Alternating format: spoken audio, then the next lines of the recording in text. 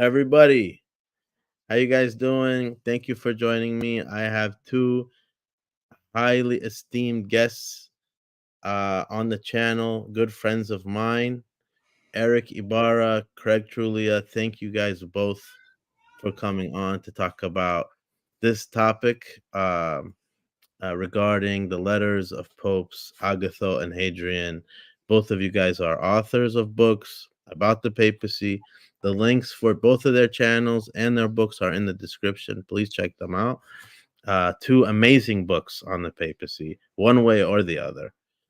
And I'm really excited for this. Thank you guys. Thanks to both of you for doing it on my channel, letting me moderate. I really appreciate that. No, thank you. Thank you for having me. I just got to say, did I miss Saint Cyril or Saint Ephraim? Because I saw Saint Severus in the opening, and I saw Jacob of Sarug and a bunch of other people, but I didn't see Cyril or Ephraim. No, they were both there. They were there. I knew it had to be. I just missed it. Yeah.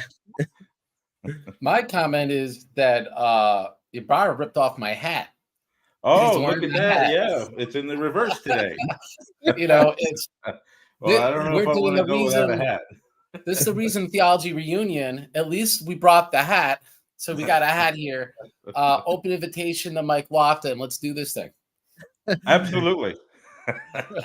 Greg, it's funny you mentioned that. We just did a show on Erick's channel like a week or so ago. Another reunion nostalgia thing with Elijah Yassi and William Albrecht. We were all there. So it's funny. These are happening more and more. And again, this is really exciting. I don't have kind of a direction for the show planned because you guys are the experts on the topic, on the centuries. As you guys both know, it's non-applicable to me. So I want to let you guys kind of have a normal discussion or conversation, like two people sitting having a cup of coffee, something like that, you know. So however you guys would want to start. But before we do, I want to point out something. Elijah Yassi, the guy, he's like, I think we share a sense of humor. While the prayer is happening, I picked that prayer in the intro because it's a very beautiful prayer. I can send you guys a translation. But look what he says in the comments. He goes, perfect music for a Latin and Greek. And then he goes, I was just going to say, you better send me a translation. Absolutely. He goes, pretty sure this chant has RC and EOS in condemnations. It does not. It's that would be something, wouldn't it? The Lion's Den selling out. They're branching out in topics they used to not branch out in to try to. Oh yeah, base. Exactly. You know, exactly. I'm going. And then we're gonna have videos of Subdeacon Daniel, like Subdeacon Daniel visits based Baptist church, and it's like the thumbnails you doing this, and then so everyone's going, wait, is he converting to be a Baptist? And then you visit an Nestorian church, like, wait, is he becoming a Nestorian? And you just get more and more subscribers. All right. Okay, let's do it. Let's get in it. So Pope Agatho, he wrote a letter in Constantinople 680, right? He wrote a letter to the Synod. And then Pope Hadrian does the same thing in Nicaea 787. So we're going to talk about those two letters and their roles in those synods and what the implications are. Is that correct?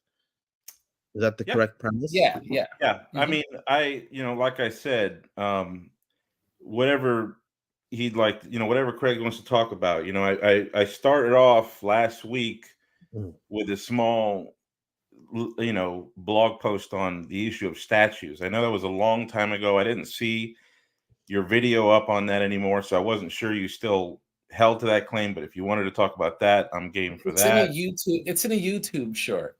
So it's like 15 seconds of content. Yeah. Or anything I brought up in the last show. I didn't come with a lot of preparation. Well, I will give maybe just an overall, like, impartial, like, what these letters are, right? Okay. So people are aware when we see like letter of Saint Pope Agatho, letter of Pope Adrian. These are not quite like a personal letter, right? To make it really simple, like when we have letters of popes and these bishops, they're not like a private letter you receive in the mail from grandma on your birthday or something like that, right? They're generally synodical statements, and they're signed by the primate of the synod, right? So the letter of Pope Agatho was really actually like the Conciliar decree of Rome 680, which is then sent to the Council of Constantinople the next year. Similarly, the letter of Pope Adrian is the synodical statement of the Synod of Rome in 785, and then sent to Nicaea II in 787. So if they have a tone of authority, they have a tone of having settled things, well, at least without going, well, what are the larger ramifications of this? Of course they will, because they're synodical decrees. This is what is expected to be believed in that synod. And so the question now becomes, why do, laymen like Eric and I, or people watching this, like mostly laymen, though Eric and I, I'm sure, get contacted by more than a few priests these days that are following these topics. Why do people care about these synodical decrees? Well, it's because these decrees are sent to ecumenical councils to give the teaching, and in this instance, the teaching of Rome, right? This is what the Church of Rome teaches.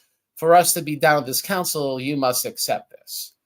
And so then it becomes relevant. Well, what are the contents of these documents, in as much that the councils receive these documents as part of their inheritance, as part of the teaching of the council, and as part of Rome's participation in this council, which is necessary for the council to be rightly ecumenical.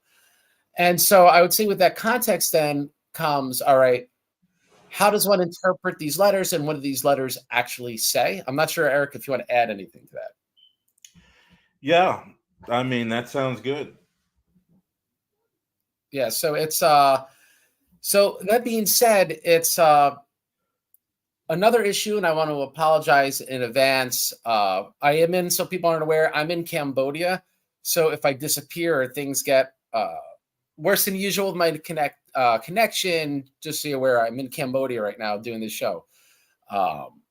And so the Council of Constantinople III and the Council of Nicaea II, and the letters they receive they're important to us following apologetics for our respective church communions, really for different reasons. People don't think of them like that.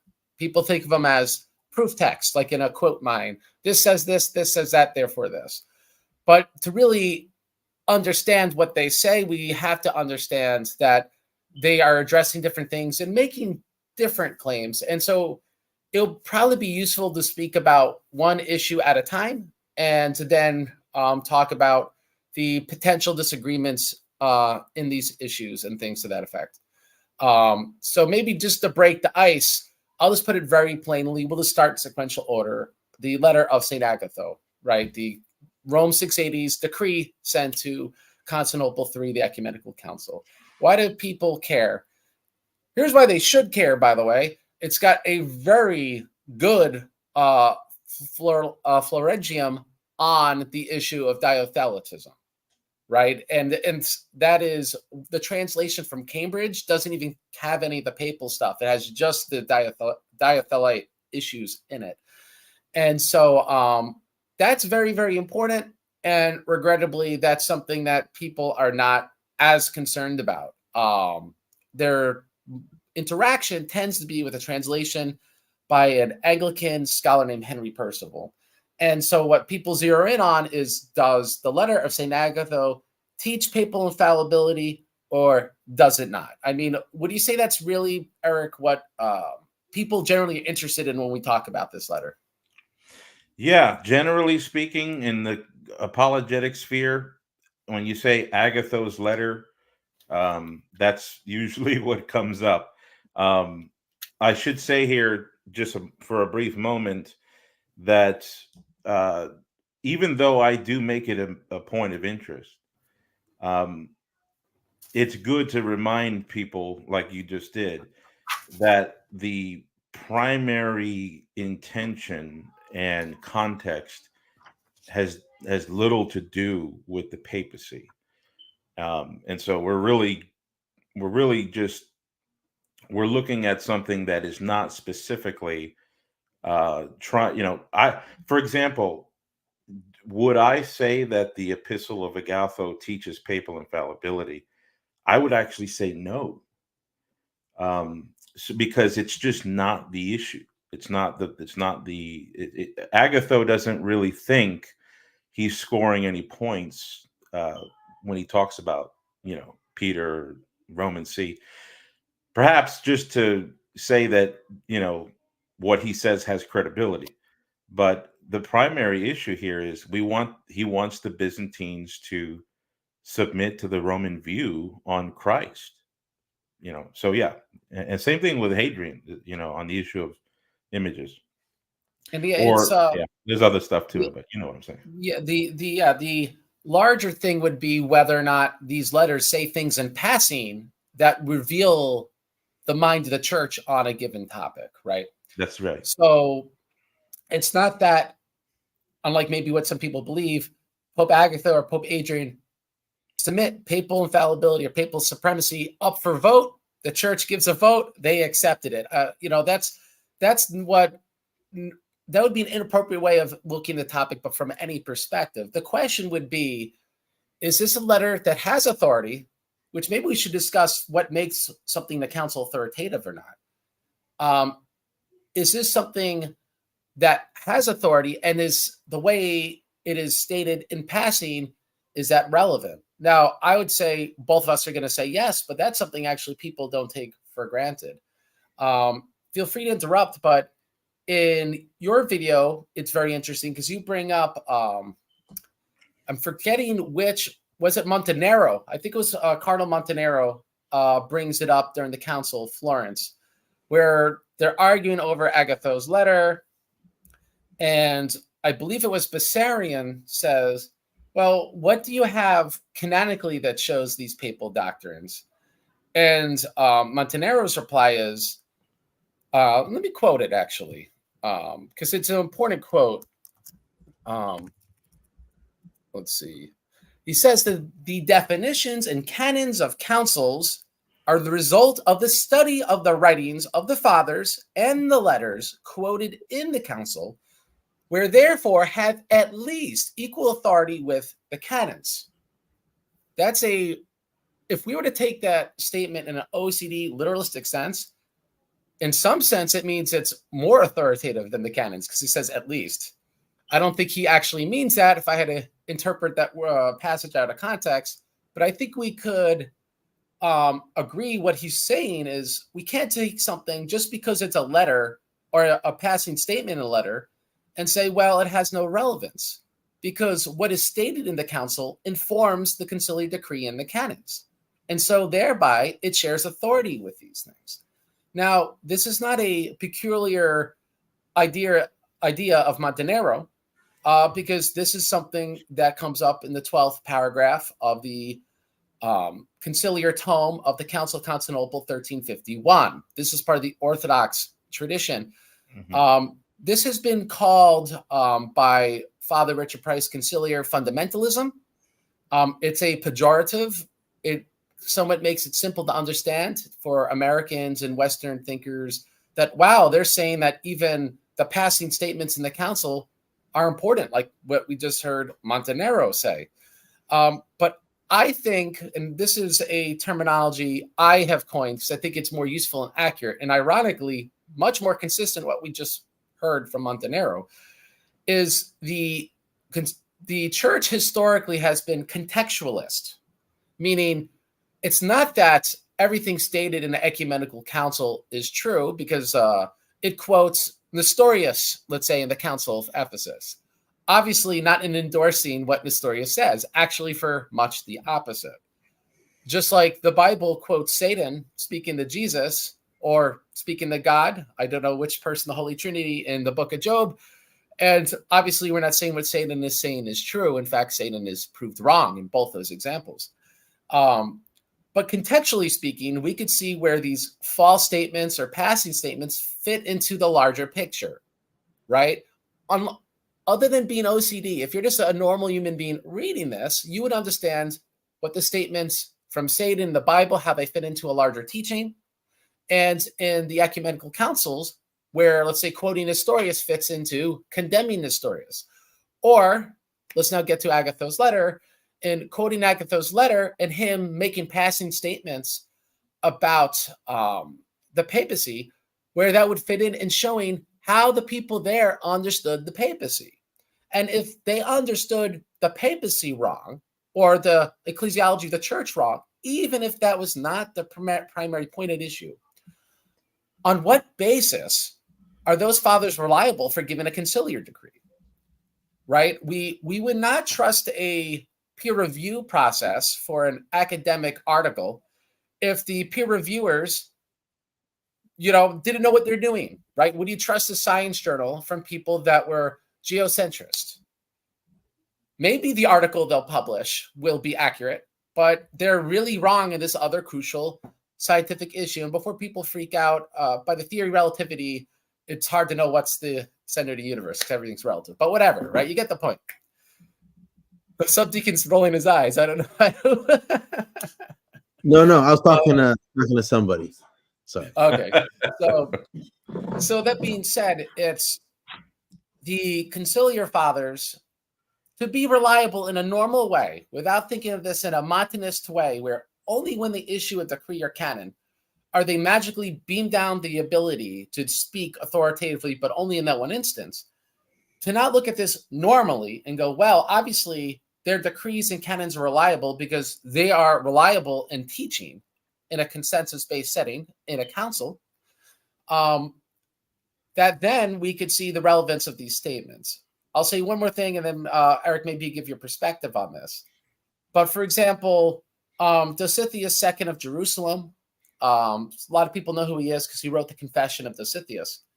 In his book, De Dodeca Biblias, he also gives the conciliar fundamentalist teaching, but he doesn't call it that, of course. That terminology didn't exist. And he gives that teaching as the basis to say that the ecumenical patriarch of Constantinople has by rights the title ecumenical patriarch. Because he says in the councils, they're calling him ecumenical patriarch. So obviously, how are these fathers reliable if they don't understand something that basic correctly, right? And so that same logic could and must be applied to a letter like Agatho's, a letter like Hadrian's, if, again, we're reading these like historians. And at this juncture, I just have to own the label. I'm now published a few times in peer-reviewed journals in history. Maybe I'm not a great historian, but I do work in history. I'm a historian. And so looking at this as a historian, and not philosophically, I'm not a theologian and those different things, but as a historian, that's how we determine what did the people there actually believe, what were they actually trying to do. That's how we would interpret historical sources. And so I see that in Montanaro, I see that in Dositheus, I see that in an Orthodox council. So I see this as both intellectually and from my communion's vantage point, even dogmatically reliable, because this is what's actually, unlike what maybe people will hear from apologists, but you actually see in the authorities of the church and in the actual conciliar statements of my church. So I'll just leave that there. And I know if you want to add anything, Eric. Yeah, that's a lot to digest. But I try my best to say that everything in an ecumenical council has to be assented to. But I'm just in my experience as a Catholic, going through ecumenical councils,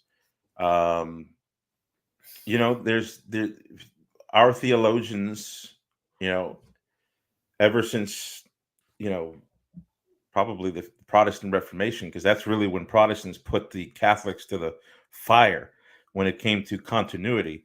In many ways, Catholic theologians and scholars in that era were not as sharp due to how the Lutherans and the Calvinists were trying to prove that the Church of the Fathers and the church, the late medieval church, were not the same thing. And so the Lutheran patristic scholars, they really put the fire to the feet of Catholics. And I noticed that one of the results of that was that Catholics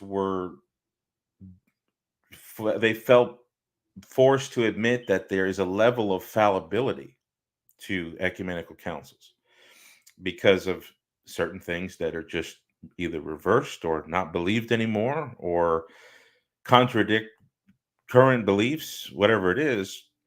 And so I think that, conciliar fundamentalism, as Richard Price calls it, I'm not sure that I could really defend that view. But what I can say is that it seems that is the majority view of the actual bishops at the 7 ecumenical councils. I think there are some exceptions, but then that's not the overwhelming majority. So I think that, yeah, we should treat these letters as part of the council, especially because, like Agatho's letter and Hadrian's letter, they both receive multiple episcopal acclamations. Each bishop was supposed to get up and give a verbal statement that he agreed with the bilingual recitation of the letter. So it has to be part of the bloodstream of the council, I think. So. And yeah, that's fairly common in the sessions of councils, because the point of the sessions was to conduct authoritative business. When you read the minutes, you find out, generally speaking, a lot happens in between sessions, but it's kind of unofficial. And so, right, there's no votes. It doesn't really count per se. And this is where I have to say I'm admittedly ignorant of the exact proceedings, because I'm not published, the Council of Florence, because it seems like a lot happens between the sessions, and the actual procedure of the council was very unlike the earlier councils. And same, by the way, if people are interested in modern Orthodox topics, same with the Council of Crete, for example, in 2016. And so from someone who's looking at this historically, you're like, all right, well, then what's the exact ecclesiastical procedure in this council, being that it's so different? And that's where we just need more published to really fully understand those things. But let's now jump into, I would say, the contents of Agatho's letter. And maybe I'll just speak very broadly. Whether in passing, the document at least explicitly teaches papal infallibility. And I'm going to put forward the idea that in reality, what Agatho literally says, what he explicitly says, is neither what the Orthodox or the Roman Catholics believe today. And I'm going to submit to the audience and to Eric and Subdeacon Daniel here, neither what actually Agatho thought, if we understood what he was actually trying to convey in a high context sort of language. And so if we see at least what some of these statements are, we'll be getting to some of the textual disagreements, very broadly speaking, because I affirm the authority of the Latin as stated. Okay, so I do think the Latin accurately conveys what Agatho really wrote. And so I don't believe that in every jot and tittle that's true in the Greek and what was received in the council, and we can discuss that.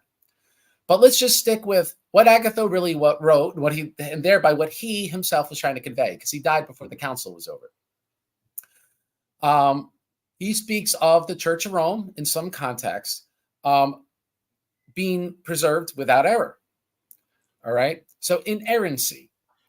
Now, when we speak of infallibility, generally speaking, people are presuming upon a much more specific definition and application of the idea of being preserved from error. When a pope teaches faith and morals ex cathedra to the whole church, something to that effect. But we don't see that definition given in passing, because again, like Erick said, wasn't like he was setting out to do. We're seeing what he's saying in passing. We don't see that exact definition or thought conveyed in Agatho's letter. He just says without error. So this already puts all of us here, Erick and I, interested audience members reading it. It already puts all of us here in the position that now we have to do the hard work of interpretation, because we already know there's no way he meant categorically there's no error of any sort of the Pope. Not even silly things like could a Pope get a math problem wrong? I mean, that's an error.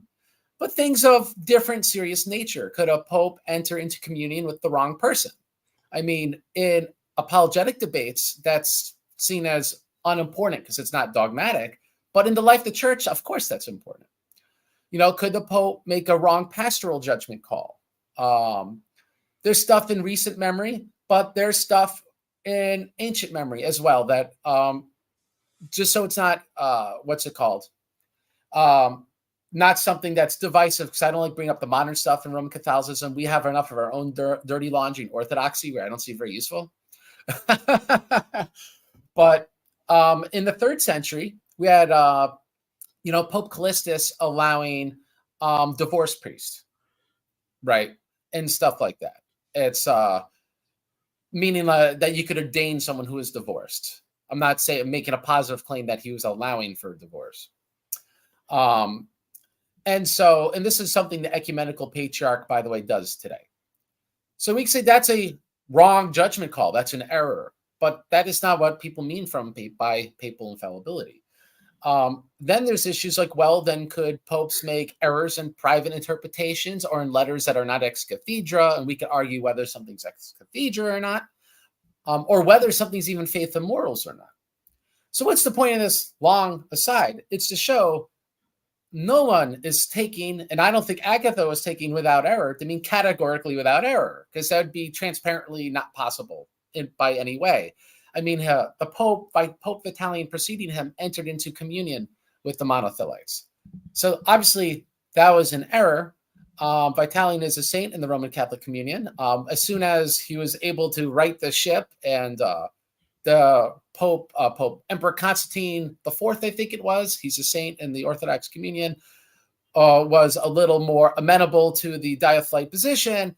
Pope Vitalius, if I remember right, was now not so amenable to at least being in communion with monothelites. But the point is, Agatho had been aware of these things. It's not, he was alive at the time. He was I believe, a deacon at that time and would have been in the know of all these matters. And so we have to admit to ourselves, we got to do the work of interpretation, because no one believes that what is stated is meant to be taken absolutely literally. Now, the question is, what interpretation is appropriate? This is now where I think Erick and I are going to have more major disagreements, unless there's already disagreement already. I don't know if we're on the same page so far, Erick. No, everything so far I'm tracking with. All right, great. So, we'll keep going, and Erick will interject if there's, now we're getting to a disjunction. So the question now is, by inerrancy, is Pope Agatho talking about, as Roman Catholics understand, say, infallibility, or let's lessen the claim, is at least consistent with what we know papal infallibility today, so that then, even if we didn't ascribe to a dogmatic idea like doctrinal development, that is like, he's just talking about an aspect of it in passing. So at least that's credible that the larger doctrine existed, or something to that effect. Now, my honest understanding of the historical evidence of the letter is that the teaching on inerrancy is fairly common in the 7th century as an honorific. Now, this is something that during Florence was the actual response of the Orthodox delegation, and it's stuff everyone's heard from apologetics in debates. So it's not the first time they've ever heard such a thing. But it's something that I think makes sense of the eternal logic of the passage, and makes sense with how ultimately, I'm going to argue, the Greeks rendered a certain passage so as to prevent the interpretation from being anything other than that. Now, I think what people are not aware of is that there are other infallibility statements which people meant as honorifics. There's a question mark. Honorific would be a statement that is very like a very kind thing to say about someone, like in the Bible, most excellent Theophilus, right? You give him a title that's very kind. Does it really mean he's the most excellent person in the whole world? I mean, that's what most excellent means. It means most excellent. And we understand, like, no, it's a title. So and His Holiness. So yeah, it's, we pious, call Nestorius was called His Holiness in the process of deposing him until he's deposed, because they didn't really think he was holy. That was his title. So we don't speak like that in America or in the West in the modern day. So people find it strange, but it's very common back then. And so I could read in more detail if people want the details, but so as not to bore people, I'll just say it in passing. And if Erick's like, I want more details, I will give more details. But we have statements like from Pope Leo to the Byzantine emperor. I think the emperor was named Anastasius, if I remember right. But no, it was another Emperor Leo. I'm getting their names wrong at this point. I have none of my books here.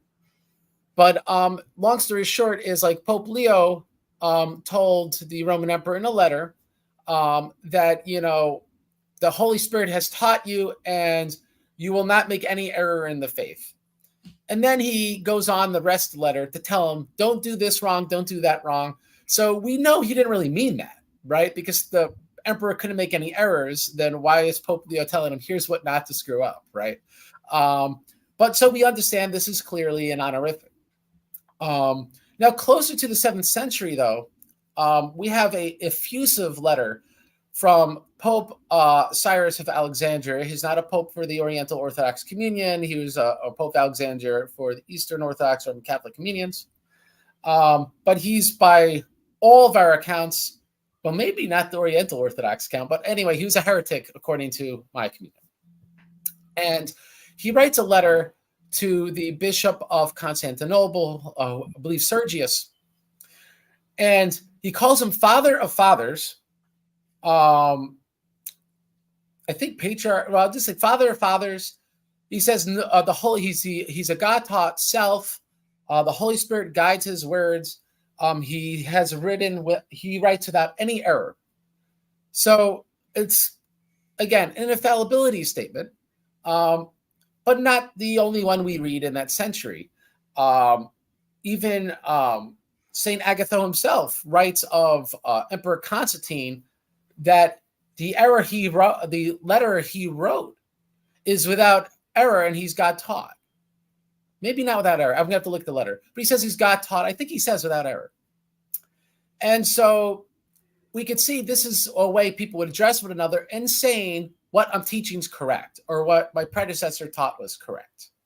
That doesn't mean it can't be taken in this larger categorical sense, but I think it would have to be demonstrated that there's a context where it is, because we just named several contexts where clearly it can't be. And so that being said, in the Latin, where everything that we're aware of today on both sides is intact and I think is reliable in the Latin, all these statements are there. And then so the question would be whether St. Agatho would have intended to mean them in a sense consistent with the Roman Catholic doctrine, which Erick and I differ on. And my reading as a historian is no, without the demonstration that we have infallibility statements that are ever meant in that larger sense, because we have statements that are not. And so I'd be reading statement consistently with that. But I would add one more thing to this equation, which is the meat of my article, which inspired Erick's video. And Erick fairly said that Craig poses the question. He doesn't really say that the statement from Agatho is interpolated, because actually the answer in my article is no, it's not. It's authentic. So the question is, why is it absent from the most reliable Greek manuscripts? And this is where I argue gives us the valid interpretation of the passage, because it gives us the mind of the Conciliar fathers, which is this, that when the statement is made about popes in the past, right? Erick was parsing the Greek, and he says, well, this talk about being preserved from error in the past.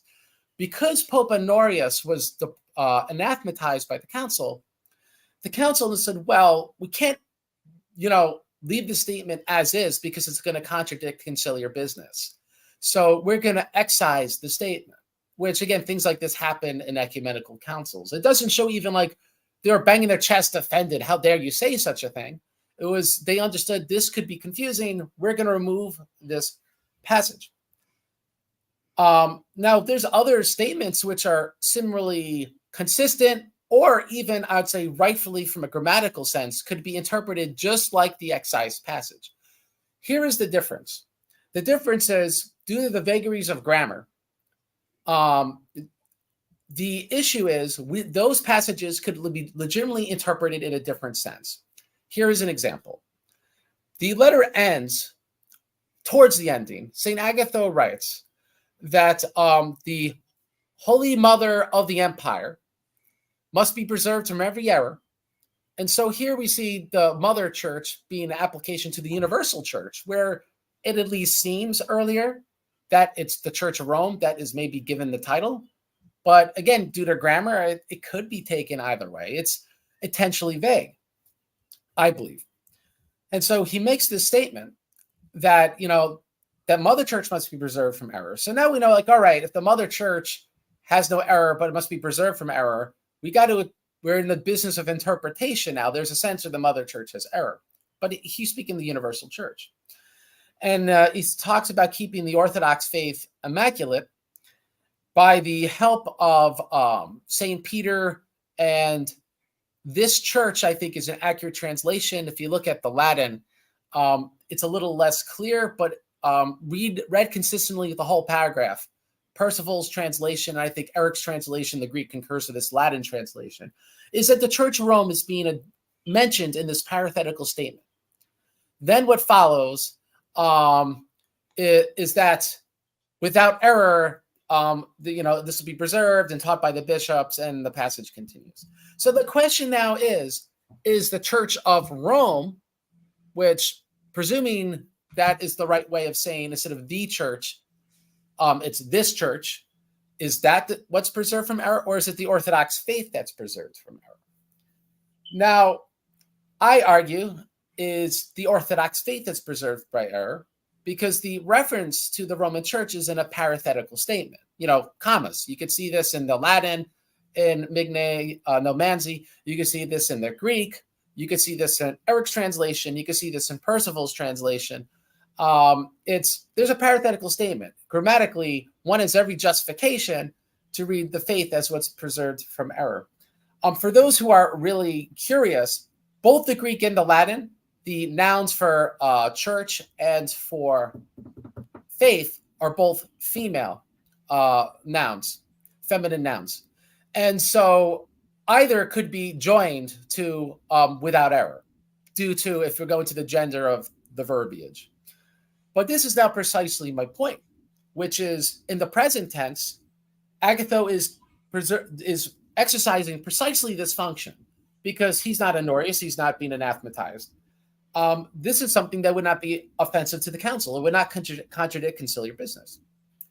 Furthermore, even I say highly partisan Roman Catholic translators, my favorite, John Colarafi, obviously, interpret it as the faith that's preserved to that era. You could read that in Scott Butler's and John Colarafi's Keys of the Christian World. So even if Colarafi's wrong, and there is another way to interpret this, I don't think he's wrong. I concur with his interpretation. It's my interpretation. You can interpret Erick's translation the same way. But the fact there's two interpretations permits the understanding, consistent with the rest of Agatho's letter, of interpreting the letter not in the sense that would contradict the conciliar business. Unlike the earlier passage, which is excised from the Greek, because it would have not allowed differing interpretations on that point. And so because there is this parenthetical statement in the Latin in the second passage, there was no reason for excision.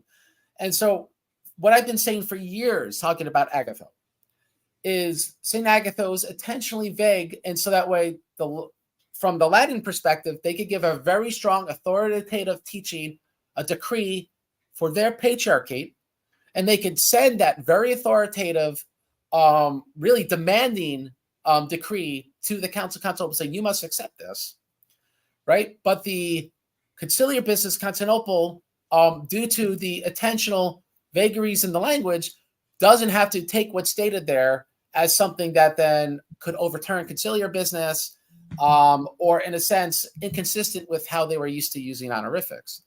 I would argue that St. Agatho was intentionally writing really, really no different than Cyrus Alexandria and other guys at the time.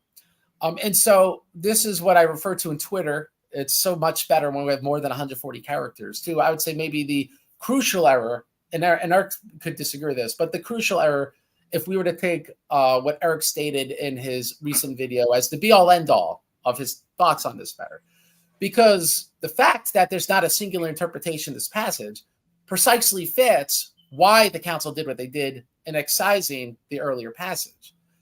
It's consistent with all the conciliar business. And so, as the historian, the interpretation that makes sense of all the extant data, being that that's all we have, we don't want to postulate documents that don't exist, which is why so many don't like the Q hypothesis and things like that, the synoptics, with other Christian studies.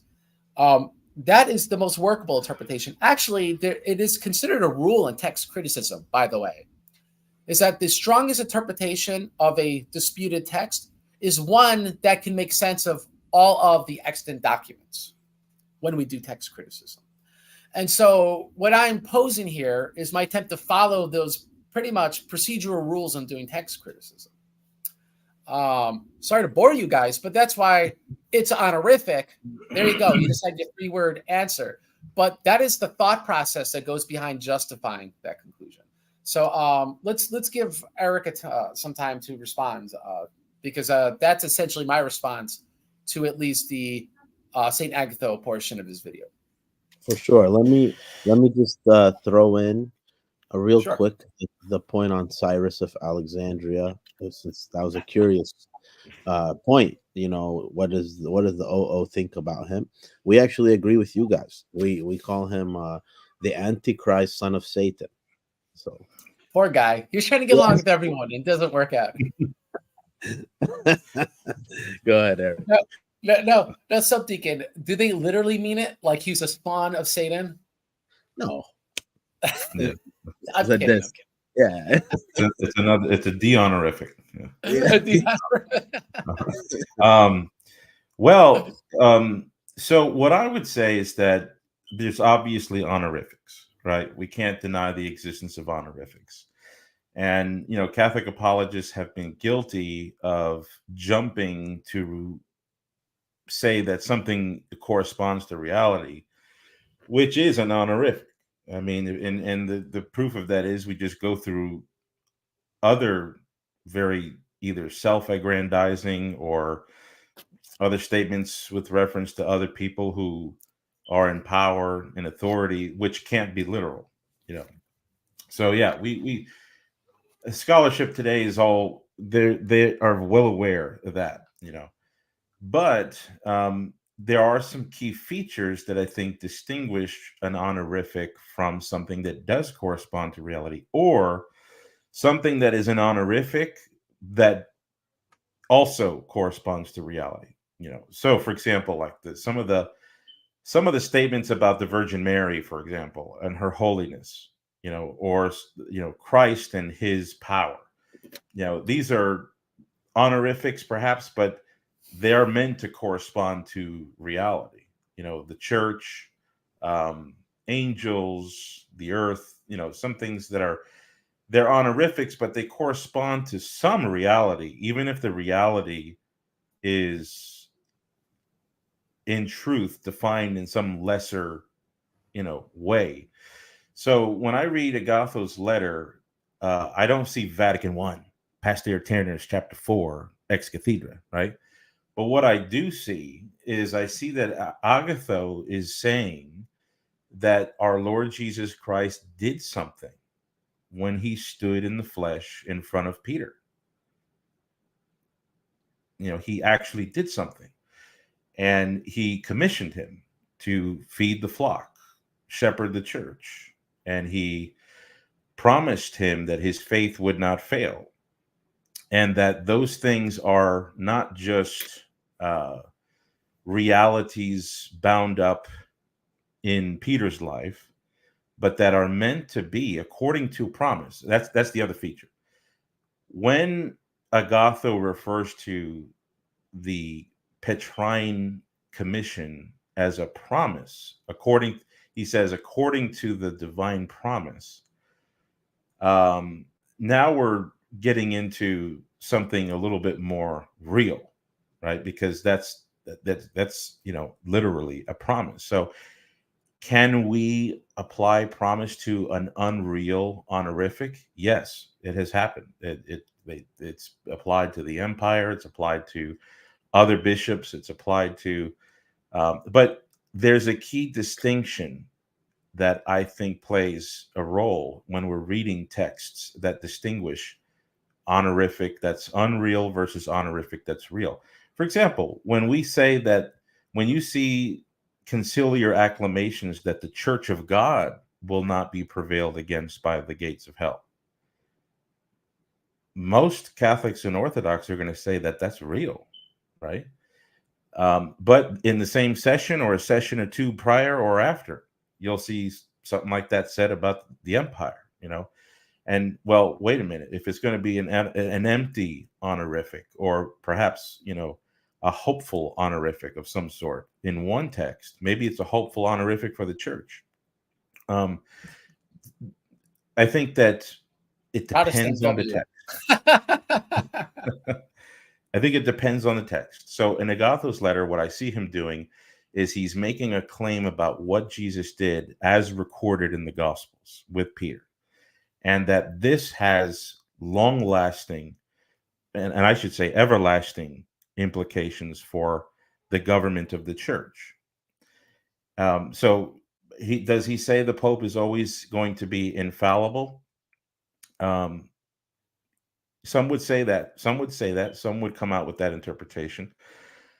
But I would say he's at least saying that St. Peter's successor inherits certain invested prerogatives that Christ invested in Peter, and because of a promise given to Peter that will last until the consummation, unto the end, that has actual real implications for the government of the church. Whether that means that we can have a heretical pope, a deposed pope, that's a question for another room. But in the room of just my reading of Agatho's letter, it does seem to me that he's saying that there's been a divine investiture in the Apostle Peter, and that has significance not just for Peter's life and the life of the few decades that he was alive after Pentecost, or what he was traditionally crucified in 56, I can't remember, but You get the point. 66, but yeah. Yes. So Agatho thinks that he is in a long line of patrinological configuration that's guided and animated by divine promise. And it does relate, he does relate it to the Roman Church's contribution to the health of the church in her beliefs, what she holds, what she confesses. And he does say that it's going to last until the end of time. So that, the specific passage that I'm reading, so let me move to the question of how to interpret it if it's got two different interpretations or three different or four different possible interpretations. Well, I mean, even the passage that was excised has more than one possible interpretation. I mean, we could say that what Agatho meant by never having turned away means that, well, what he means there is in each of the previous 6 councils or in each of the previous 5 councils or something like that. You could reduce things. You could reduce things in that excision that would make it compatible with what an Orthodox or Byzantine person is going to say would not contradict conciliar business. So I think that it's not just, well, there's more than one way of interpreting the passage, right? Because there's more than one way to interpret almost everything. I mean, we can get real crazy here, right? Like if I was in court and they asked me, Mr. Ybarra, did you commit this? Did you kill victim so and so? And I say yes. And then someone later on says, well, in his mind at the time, he meant what yes is to us is actually no in his mind, right? That would be an alternative reading, right? It sounds like my wife. Well, so I think that. What do you want for dinner? What you want? No. So I think that there's always going to be a few different ways to interpret something, and I know there's other ways where that's not the case. But in Agatho's the second portion where he talks about Rome being preserved from error, that I thought would make it an even stronger claim to Rome's infallibility or indefectibility of some sort, is that the text there, the pronouns are referring back to the Church of Rome, which Agatho says is the foundation of the Orthodox faith. So I don't know if I can do this, Daniel, but maybe for the both of us, if I could share my screen, I could show that passage. Yeah, go for it. Does it let you? I think it does. Let me see.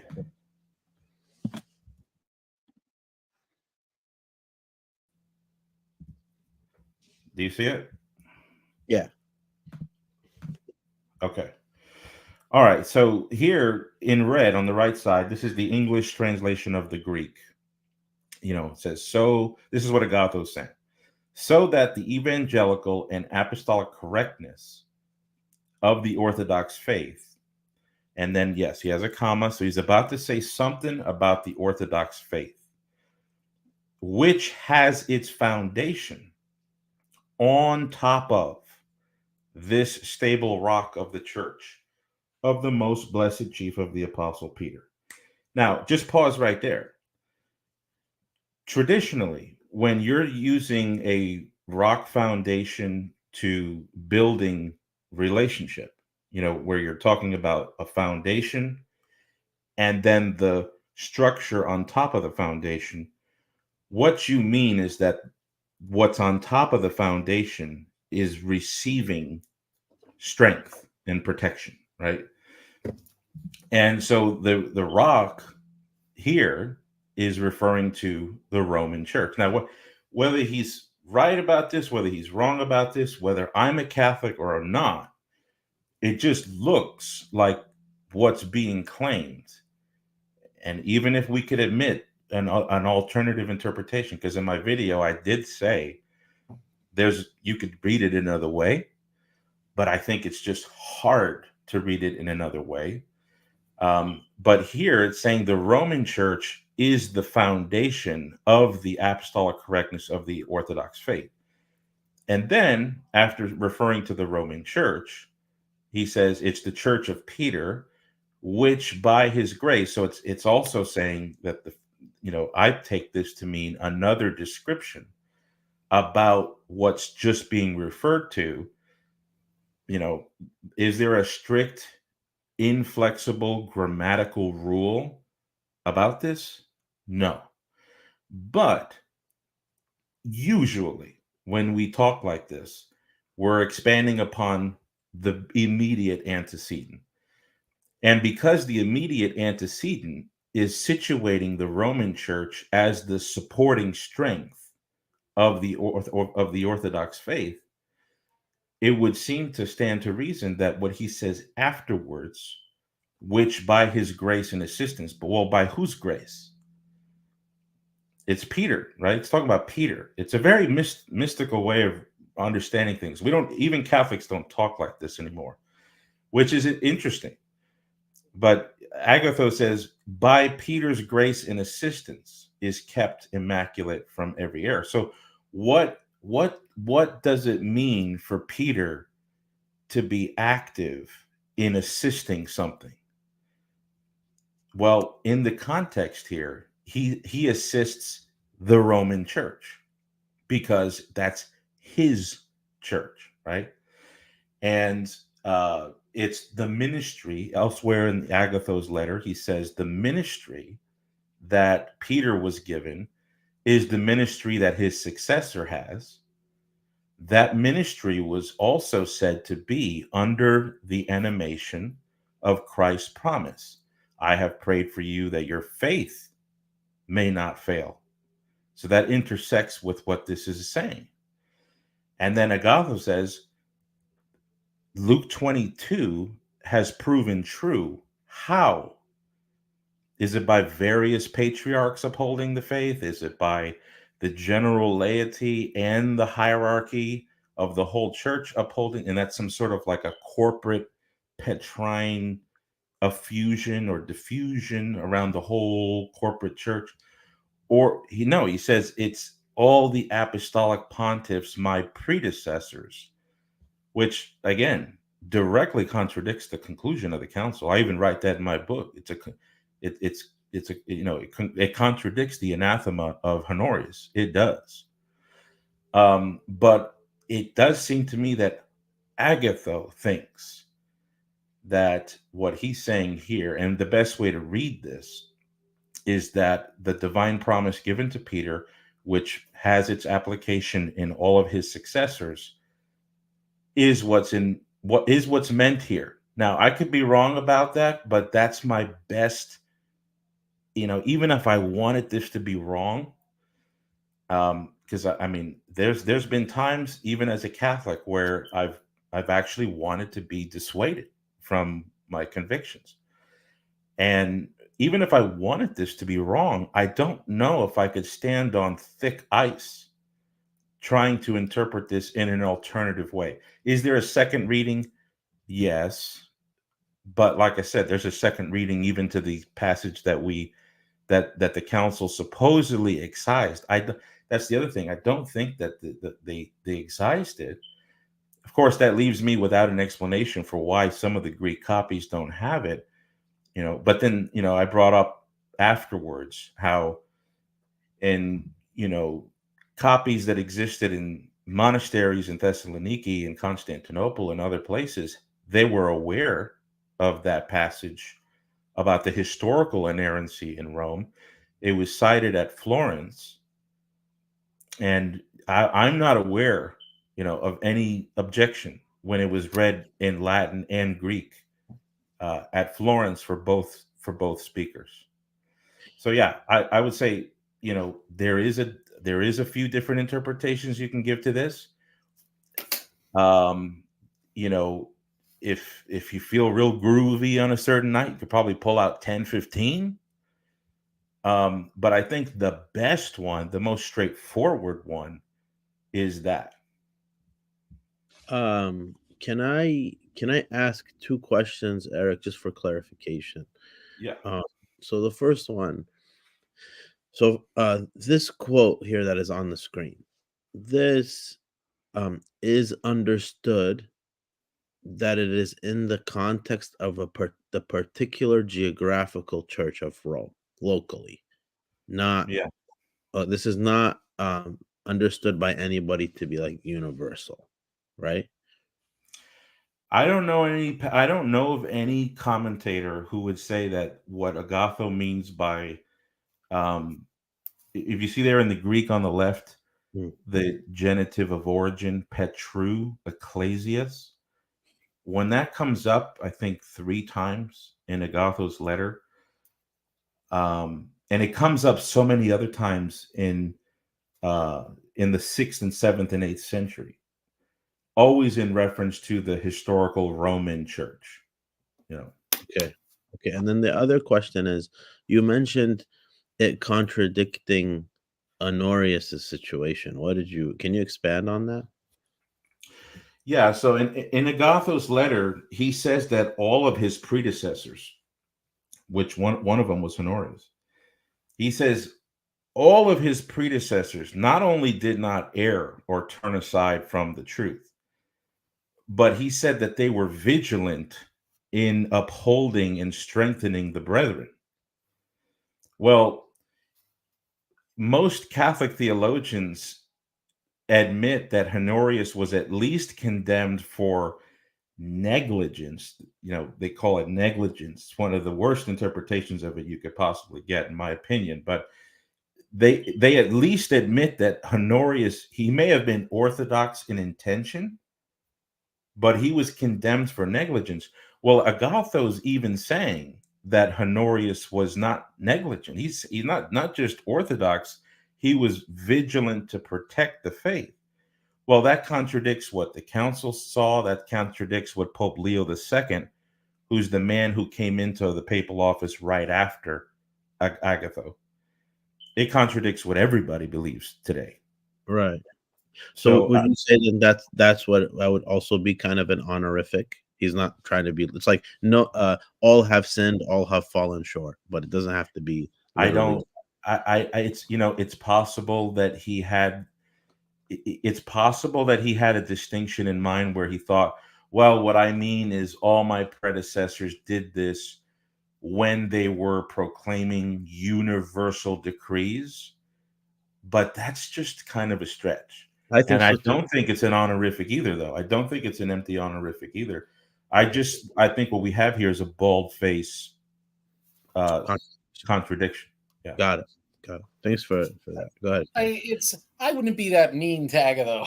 I mean, vigilance means you're awake at night protecting the thief from breaking into the house. Doesn't mean the thief can't succeed in any circumstance. So it's I think sometimes we need to not go too many steps with some of these statements. I know from what I heard, it's I think there's some overstating of the evidence based on what is at least presently available.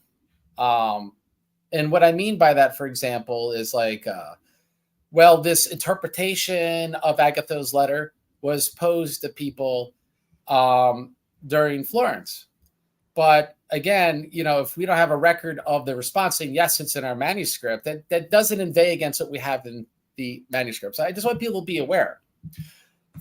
What we're talking about the manuscripts is that the most reliable Greek doesn't have it, because the most reliable Greek manuscript is Parasinus Gracchus 1115.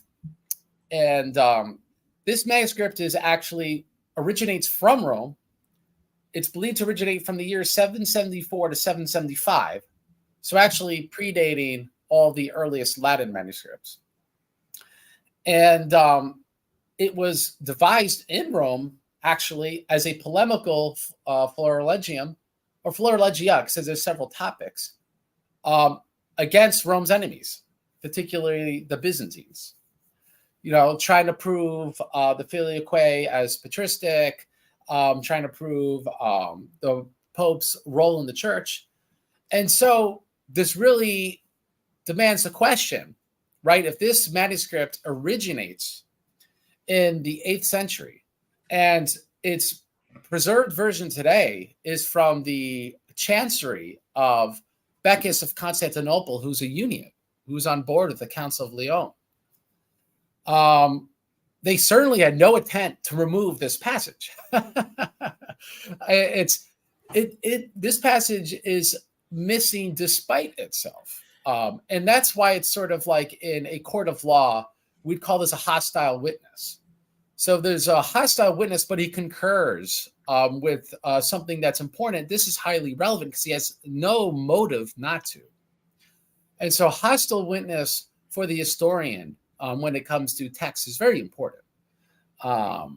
And so its absence is something that is important, and not in the sort of unthinking way where this means, well, then it wasn't in the Latin either.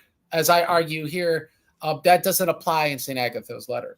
But the importance is that it demonstrates intent in the council. And if we have something that's demonstrable, that was excised, it had to have a reason, that at least gives us a basis for interpreting the text the way as I put forward. Erick has his own reading of the passages we saw on the screen. And he says he's not aware of any commentator. Like I said, I already granted, because I oppose appeals to just authority, that grammatically Erick could have his interpretation. But if I could simply make the appeal to authority, is I'm not aware of any translator that interprets that parenthetical statement the way Erick does. There's not a lot of these translations, but of those that exist that are published, I'm not aware of any translator that does. When I read it, it naturally reads to me the way I pose it. And so we both say, well, I'm on thin ice if I go the other way, and I feel I'm on the thin ice the other way. That's where I would go back to again. The excision from the Greek demonstrates intent, that the council was not willing to grant certain a limitless honorific here, right? So it's not that the role of St. Peter wasn't important. It wasn't that the role of Rome wasn't important, but it was not seen in this unmodified sense. And the council makes that clear. While I may infer that from St. Agatho, I think the excision from the Greek from the Conciliar Fathers makes that abundantly clear. And being that that's the case, it kind of loses its force in a polemical context, where if someone's going to say, well, and we won't name names, but we've seen polemical videos that will say, well, look, the Sixth Ecumenical Council accepts this letter. Remember, as we said before, no one's concerned about diatheletism. They're all concerned about the passing papal and Roman and Petrine observations. Well, okay, you could make that argument, but now what do we do when we actually have a documentary reason to say, well, the Conciliar Fathers, because the majority are Greek, did not have this limitless, unqualified sense, because through the excision, it demonstrates qualification, right? I know that's boring. Sorry, audience, boring you, but real history does require these procedural matters to be taken into consideration. As a larger observation, I do think, again, the methodology of how we're approaching this is very different, which is why I think Erick and I come to different conclusions. I'm really not very theologically minded. It'd be great if I was, but, I'm not this philosopher. I'm not this holy man. I'm not very theologically minded. I try to be good for a layman, right? Craig, you'd love St. Ephraim then, because I'm the same way. You'd love St. Ephraim because he gets people like us. You were to say that from Assyria. So that being said, I'm not this great theological mind, but if I were to go, well, how do I feel theologically? Which, because I'm not a teacher in the church or anything, it's kind of irrelevant. I believe there's a universal Petrine inheritance, because I think the entire episcopacy originates in St. Peter. we talked about this in your show, by the way, Subdeacon. This is something that's in also Oriental Orthodox in their inheritance, theological inheritance, and in your canons. Now that I've read your canons, so it's in their inheritance as well. So like when we see a honorific, and as Erick says, the honorific has to have some literal application here because the grace of Saint Peter himself is what's relevant in the passage we're talking about. That it's theologically, for me, it's not troubling to me because I just look at the universal Petrine inheritance, right? This may be something where, again, the Roman Catholic perspective, they're not going to, there's popes that say that all the bishops have an inheritance from Peter. So they're not going to object to that. It's the difference would be in what peculiar sense they have a stronger or more solitary claim to it, or a I don't know, majority. I don't know how you'd say it, Erick, but like, like we're more Petrine, lack of a better term. I don't know. Yeah. And I would even grant that due to relics, but we're getting off topic here. I would even grant that due to relics. But that being said, I do think, me speaking as a historian, is we have to, I don't deal with historical texts and then import my theological opinions. You need a theological background to understand a theological historical text. But the actual procedure of interpreting historical texts is we have to deal with demonstrable historical and textual realities when interpreting these texts. We can't just take our theological opinions from 2,000 years in the future and then presuppose they exist 2,000 years past. It must be demonstrated in the documentary test that it did for us then to start doing that. If it's demonstrated from the text, then that's legitimate, which is why I said, well, with the honorifics, I'm approaching the honorific as I would approach the extant honorifics I have, right? So that's a historical judgment call for that reason. That's the basis for it. But that's why I think ultimately, like, I'm not sure if Erick's going to respond or if we want to jump into Pope Hadrian. This actually gets into how Pope Hadrian's letter is interpreted, because the Petrine and Pauline inheritance is something that's highly relevant and applied to the whole church by that council. And so we could see why, like, the grace of St. Peter and what he does to preserve the church would not be offensive. To the Conciliar Fathers, and sadly has only become offensive in recent years due to the polemical environment within Orthodoxy in the modern era. It's not something you see historically. Mm-hmm. So that'd be my comments. Yeah, thank you. So a few things. I totally understand, as a historian, you're looking at documents. If you situate a certain family of transmission as most reliable, and then you have to make an explanation for why certain things are not showing up that show up in another family, and you've got to come up with an explanation. We can speculate, right? But one of the things that I keep in mind here is that, yes, I could see why a historian is going to do that, and I might even do that too. Like, I might say, well, it's, look at this discrepancy. Maybe there was an excision at some point. There obviously was an excision at some point. Whether that's in whether it was a couple centuries down the line somehow, or, we don't really know. But I tend to want to go with what the council itself says about Agatho's letter, and over and over again, they make claims that Agatho's letter was received without alteration. So sorry, I'm laughing because that's always the code for the opposite. Right. So, but my first desire would be to say they actually mean that they accepted the letter without alteration, right? In other words, I'm not coming at this thinking that, and I'm not saying you're doing this, I'm just saying this for rhetorical style here. I'm not coming to the letters of the popes and the emperors and the bishops of the council the same way I would go into reading the letter exchanges between the mafia, families in the mafia, where it's like, okay, obviously, Mr. Corleone said this, but you know how things go here, and this was going to be interpreted here because we know how business rolls. Because I don't want to approach it that way. However, being realistic, there is that bit in Byzantine history.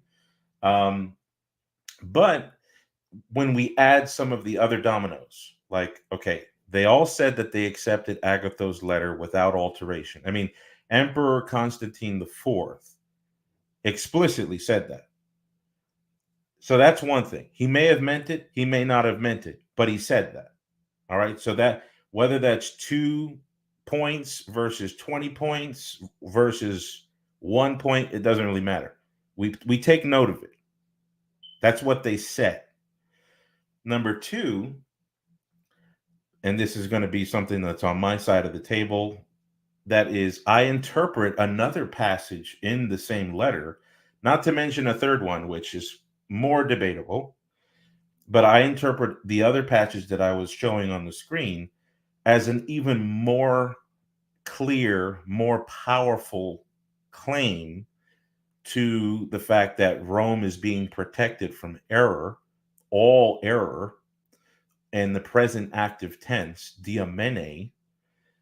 I would think that if the council was going to sort of cleanse out things that didn't fit with the Honorian anathema, that would have been another passage to exclude, to avoid complications with conciliar business.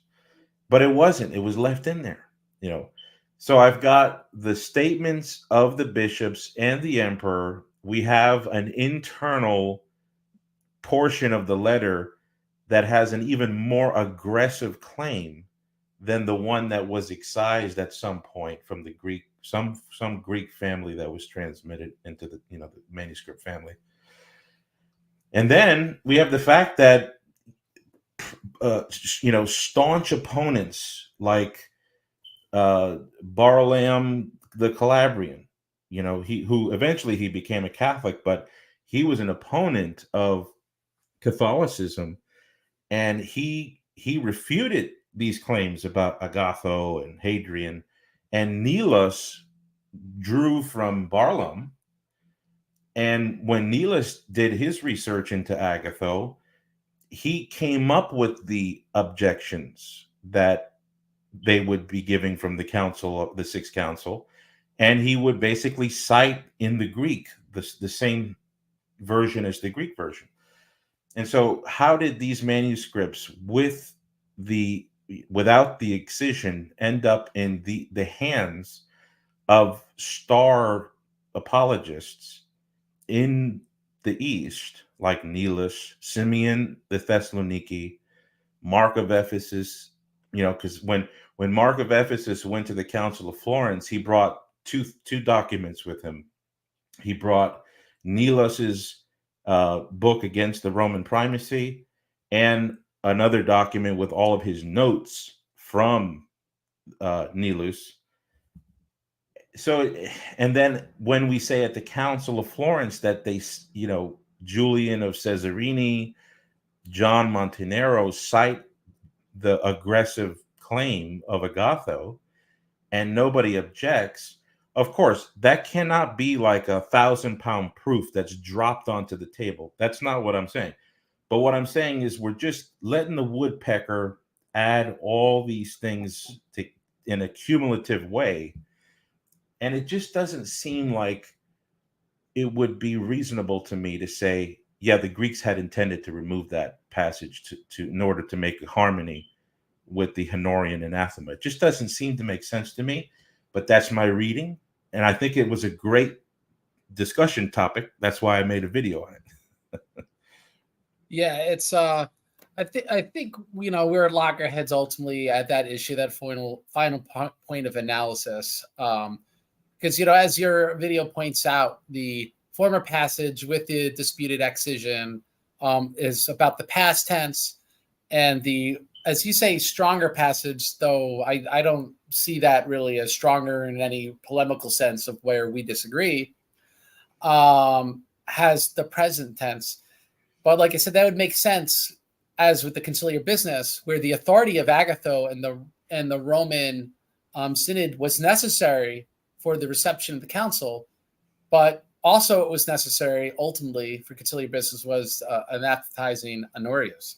So it does make sense to excise the former passage and the latter passage, even for grammatical reasons. I just don't see any basis for excision. In fact, read as is, it seems to me to actually be quite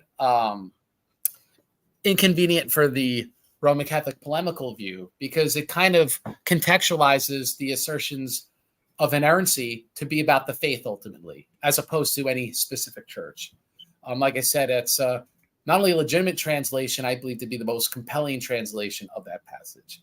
And so if we argue over what's the most compelling or not of the translation, the fact that let's just make it a coin flip, it makes it then now it's a non-issue. You don't need to excise anything when you could easily take it in the sense that you wanted to. Now, when it comes like later texts like Barlaam and whatnot, I'm not aware of the demonstration where they're particularly quoting the excised passage, which would then demonstrate that the excised passage itself textually existed in the Greek that writer was using. I could be wrong, but I didn't see that in your video. It just seemed like they're talking about ideas consistent with overall ideas. And we have to take into consideration, Parasinus Gracchus 1115 is from the 13th century, the time of the Council of Lyon. Barlaam is writing almost 100 years later, at that which point the Turin Codex, which includes that disputed passage in the Greek, exists. And it would make sense that Barlaam is dealing with polemics in Italy. And if I remember right, I think he was sent to a delegation from southern Italy all the way up into France itself, that he would have came across these altered Greek manuscripts. And this is now getting to the conspiracy theories that Barlaam was a fifth columnist that, really didn't have Orthodox convictions and may have intentionally been bringing back to himself. I'm not even going to get into conspiracy theories like that. I'm just going to get into the basic. It makes sense that he would have, if he even quoted it, which I haven't seen demonstrated, that he would be quoting a codex that's from Italy, because that's where he was from. And so that wouldn't be very surprising. It would not really be that another little hole pecked from the woodpecker. Yeah, and let me be fair to Craig here. I should have said this before. I'm actually not aware of a specific quotation from Barlaam. I'm taking this from a summary of where Nilus got his arguments against the papacy. So this was relayed to me. I'll have to find the author. I could put it into the comments below, and I'll try to find the paragraph that I got it from. So I was just trying to color in where Nilus might have gotten his, because he did throw Agatho into his, 70-page book, a few times. So I figured, speculating he may have gotten it from Barlaam. So yeah, and I would agree with you that the whole reason even Parasinus Gracchus 115 has these passages from Agatho is precisely for the same intention that Barlaam and others would have it on the Roman Catholic side, right? And which actually, I argue, shows the reliability of the rendering, because their intent is to show, look at all these great things about the Pope by St. Agatho, right? So I like I said, there's a very fine detail here, and I would just quibble. We would need a demonstration textually of that passage, because otherwise we'd have to go with what most reliably is the earliest Greek rendering. Yeah, completely fair. But if you're ready, you're saying Saint Pope Hadrian, we could jump into that. Yeah. Okay. So just for clarification for the audience, because there's a lot of OOs watching, Agatho is canonized by those poor guys. Agatho is canonized by both Roman Catholic and Eastern Orthodox. Yeah. Yes. And Hadrian is not. No, he, as far as I know, he's not a saint in Catholicism. I mean, you've got people saying of pious memory, within a few years after his death, but he's not a canonized saint in our community. Got it. It's interesting because actually Pope Hadrian was a very long-lived pope, which usually that helps one's memory. And he was a very strong pope. It was a stable time for the papacy, so it's kind of surprising from my perspective if that's the case. I mean, I don't know. I don't know the hagiographies for the Roman Catholic side, but it's because he was a long-lasting pope. So anyway, I mean, if we want to jump into it, with Pope Hadrian, as we were talking about before, his letter, there's letters ultimately. The first letter is the Conciliar decree of Rome 785, and that's where most of the debate will be. But with this debate, we have to have recourse to the other letter, which is, it would have been written synodically, but it's not a decree. It's a letter to St. Tarasius of Constantinople. And so one's called Letter of the Emperors, sometimes called in jargon JE 2448. I prefer calling that because that's shorter. And the letter to Tarasius is JE 2449. And so as a review of this, the Greek lacks a lot of papal stuff in JE 2448. And the Latin does not lack these things. And the differences between JE 2449 between Greek and Latin are more about jurisdiction and the actual ordination of Tarasius, and not really anything about the papacy, which could or may not be relevant. And maybe we'll unpack some of that. And so with the first letter to the emperors, 2448, scholars have generally just taken the sort of, whether it's unthinking or it's well-informed, I'll let the audience decide, just said, okay, Greek is what the Greeks thought, Latin's what the Latins thought. Right? Kind of basic, right? This thesis, though repeated into recent years, Dvornik, Luth, Szyszewski. So it's not like this is from the ancient past that, from the 1800s or people had this idea. It's been recently published by some very big names. But other big names and important people, I'd say less so Wallach, but I mean, Lambers and Richard Price, right? Lambers and Price Lambers is the living authority on Nicaea II. So that's important, right? You are the living guy who is the utmost expert on the topic. And obviously, Father Richard Price is the living authority on all the ecumenical councils, the pre-schism church, right? So you have two of the living authorities now with a different thesis, right? Doesn't mean there's no living authority. Luth and Szyszewski are still alive, but we're not going to put them they're not the New York Yankees of ecumenical councils. All right. So I think it's fair to say the New York Yankees of the ecumenical councils have a different thesis, which maybe to really distill what it is that the Latin renderings of Nicaea II, and the differences are all papal, by the way. They're all papal and jurisdictional. So it's like, unlike the other letter, this is pretty much all we care about because that's where the differences are. If you really want to get into the weeds, Anastasius Librarian does correct some of the iconophile philologia, but that's not relevant for our conversation. So that being said, when you have living authority saying the Latin is what's reliable and original to the Greek, and the Greek was altered by Photius for political reasons, you got to pay attention. Because it's not like this is just some random guy saying this. These are like, if you're going to talk to anyone on earth that gets started on this topic, you have to talk to them. If you're going to read anything, you have to read what they wrote, because these are the living authorities. And so it's with, with a lot of careful thought that I've recently published against this. And God willing, very soon, there'll be also a peer-reviewed article against their thesis. And so this will be an ongoing discussion and scholarship on this topic. And so this is where really we could go into three different directions. And I think for any of these directions, it would require demonstration that that direction is a right path to go down. If the Latin's authentic, and I'll let Eric defend that, but if you want some help, I know their arguments very well. Then what we do have would be statements that could be interpreted, if we're not going to take them as just blanket honorifics, statements that are consistent with aspects of Vatican I. Sorry. Direct jurisdiction could be inferred in the longer ending of the letter to the emperors, 2448. The idea that the Petrine of Herodens is solely Rome's is in the first Petrine passage in that same letter in 2448.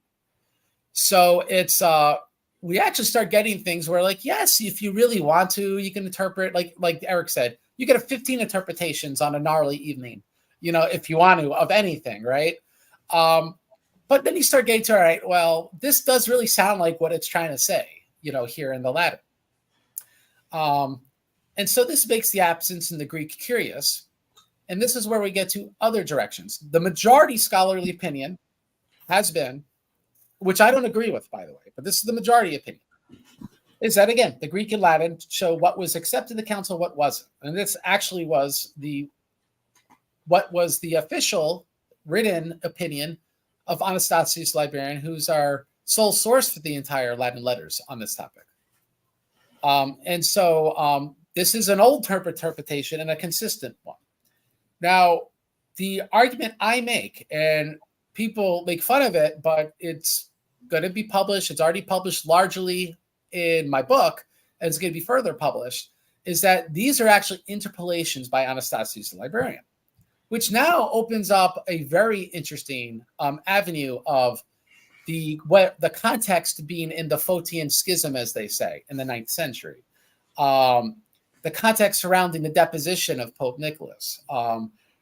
Instead of, let's say, the papal doctrines coming out of the Vatican States after the collapse of the Byzantine papacy and the Byzantine Empire in Italy, what we have is something 100 years later, and it's not directly connected to an ecumenical council where both sides received, which then ties into what Eric and I were talking about in the beginning, that conciliar contextualist mindset, where we can't just disregard what's accepted in a council, even if it's in passing, because it's consistent with the minds of the fathers there that are weighing in on the primary topic at issue in Nicaea 2 would be icons. And so, as I would say, for any of these paths for us to go down to, it would require demonstration. And I don't know if you want to make the case for Latin, or I'll just very briefly say why Lamberts and Price are wrong. And maybe I'll just say this, because I can actually sum it up in very few words. I can't give you moral certainty that the majority scholarly opinion is wrong, even though I disagree with it. But I could give absolute evidence that Lamberts and Price thesis is wrong. And here's where it is. It's in the Collectio Britannica. We have independently preserved in the Collectio Britannica largely all the passages that are in Anastasius translation Latin and missing in the Greek minutes of Nicaea 2. So we have an independent authority that shows us, okay, so other than what Anastasius himself wrote, perhaps, we have at least something else in the Latin that matches it. And so we can see that's at least consistent with the majority opinion. The Latin always had it, the Greek didn't. But I'm going to argue this actually renders impossible, actually impossible. I mean, maybe one out of like a quadrillion, it's not like going to oppose the laws of thermodynamics, but probability-wise renders almost impossible Price and Lambert's thesis. Here's why. Because in the passages we have in the Collectio Britannica, we know they're in earlier Latin, because the Latin preserved by them also includes some of the Florilegia, of the iconophile Florilegia that's in that letter. The Latin is very different. It doesn't say anything different conceptually, because Anastasius made a retroversion from the Greek. This is censure to the thesis of Lamberts and Price, is that when Anastasius made a faithful, supposedly, retroversion from the Greek the Greek had all those papal passages because how else did they find themselves in Anastasius' translation of the Greek and back into Latin? Here's why that's impossible. Because the Collectio Britannica in the iconophile passages says all the same stuff, because, right, Anastasius had no reason to retrovert the Greek into Latin and alter the pro-icon stuff. He wasn't against that, right? But it makes sense because whenever you translate something from one language back into your own language, words are going to change, even if the meanings are the same.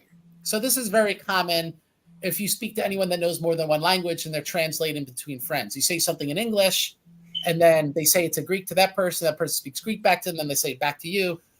It'll be same stuff, even if they're quoting you, but it'll be slightly different words. It's like a rule for retroversion. I don't know how simpler to make this.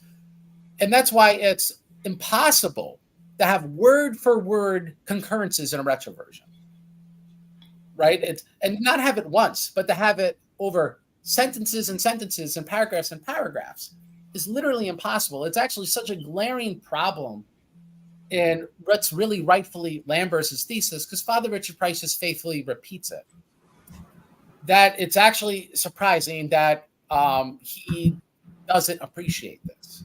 And hopefully maybe he will after my published work is out on this, because I demonstrate this line from the Collectio Britannica. And the Collectio Britannica's, the photocopies of the manuscripts, like, it's actual manuscript, is online. Though last I heard it was that the British Museum the website was down, but it's probably, I guess, back up today. Anyone could follow this. It's not like this is esoteric stuff. You have to go to Great Britain and actually open up the book. They photocopy the whole book. It's not copy and paste, but you could look at the Latin and compare it to Lambert's critical edition and whatever you have to do. And so I would concede that the ending of the letter to the emperors, which contains certain papal stuff in it, which Eric and I disagree about, the ending of that letter, according to Anastasius, when he's translated, says wasn't in the Greek in his day. So if it matches word for word the Collectio Britannica, well, that could work, because why wouldn't Anastasius just copy word for word what he had from the Latin from something that supposedly moved from the Greek? So that's not so persuasive. If I were to argue, well, that shows no retroversion. That would be expected if we trust Anastasius on that point. However, the earlier passage, which gets quoted more, about the singular Petrine inheritance, the earlier passage is word for word, other than literally one or two words which have the same meaning, because back then people would make manuscripts by hearing someone read it, right? So that happens with manuscripts, but almost word for word identical over lines and lines and lines. Same with Anastasius. This means it was impossible that earlier passage was retroverted from the Greek. And there collapses the whole thesis of Lambert's and Wallach, by the way, on that particular point. It's literally impossible. And so they will have recourse to respond to my evidence, which I pose in my article and in my book. And people could look it up themselves, because it's, at least the Collectio Britannica, getting hands on Lambert's stuff may be more difficult. But that being said, they have recourse to these sources to check these theses. I will say one other little quibble, which I'm very disappointed about by both Father Richard Price and Dr. Erick Lambers, which is this. I found out after I did all my research, did all this hard work, I was posed an article by John Calarafi from a French journal by a scholar named El Seurat from 100 years ago. So I read it, but before I asked John, I'm like, so what's he exact saying? And John's like, it sounds like he's saying both my side and your side. It's confusing me. So I read the article, and to make a long story short, to my utter surprise, Seurat completely anticipates, because it doesn't prove out. He says his suspicions. He anticipates the conclusions I have. Why is this relevant? Well, one, it shows I'm not a nut. It shows that someone else looking at this was saying there's something more here. Like one of the points he makes is it doesn't make sense that the Greek would have been edited for the reasons, let's say, Lambers later gives, because of some offense taken at the papacy, because then they would have edited the letter to Tarasius, which has stuff about the papacy. Says that doesn't make sense. He also mentions, which I agree, that the internal consistency of the Greek rendering makes a lot more sense. And we could get into that if Eric wants, but there's much more internal consistency of the Greek, where I would say the Latin originally read as the Greek, which is why I favor the interpolation thesis. But what is really disappointing is that Seurat is neither cited, even though they cite other old writers, by Price or Lambers. He's completely absent, almost as if what he was perceiving to be the case was inconsistent and inconvenient for their point. And that's very disappointing, because now what my scholarship puts forward is demonstrations of some of Seurat's speculations being proved out from the sources. Seurat didn't have Collectio Britannica, for example. He didn't have a critical edition of Nicaea II, because Lambers made it years after his death, right? Based on standing the shoulders of these giants, because I'm a nobody, we're able now to solve this question. But I was not the person to perceive the direction this was going to. This is something Seurat perceived 100 years ago. And so I know this is highly technical, so I'll just summarize very basically. It's that the best evidence is that Anastasius added papal interpolations to deal with a polemical situation in the 860s, ultimately the deposition of Pope Nicholas. And we could get into the weeds, and the more we get into the weeds, the stronger and more demonstrations we have of that. But that would be the distillation. Otherwise, a secondary possibility is, yes, the Latin said what the Latin said, and the Greek said what the Greek said, and obviously the Greek is what was accepted by the council. But what is not possible is the double Photian forgery thesis of Lambers and Price. It's literally impossible. It's disappointing. That's the most recent thesis given in the English language that people have mass exposure to in the minutes of Price. What I offer here and in my published research is a corrective to that. So that'd be my comments.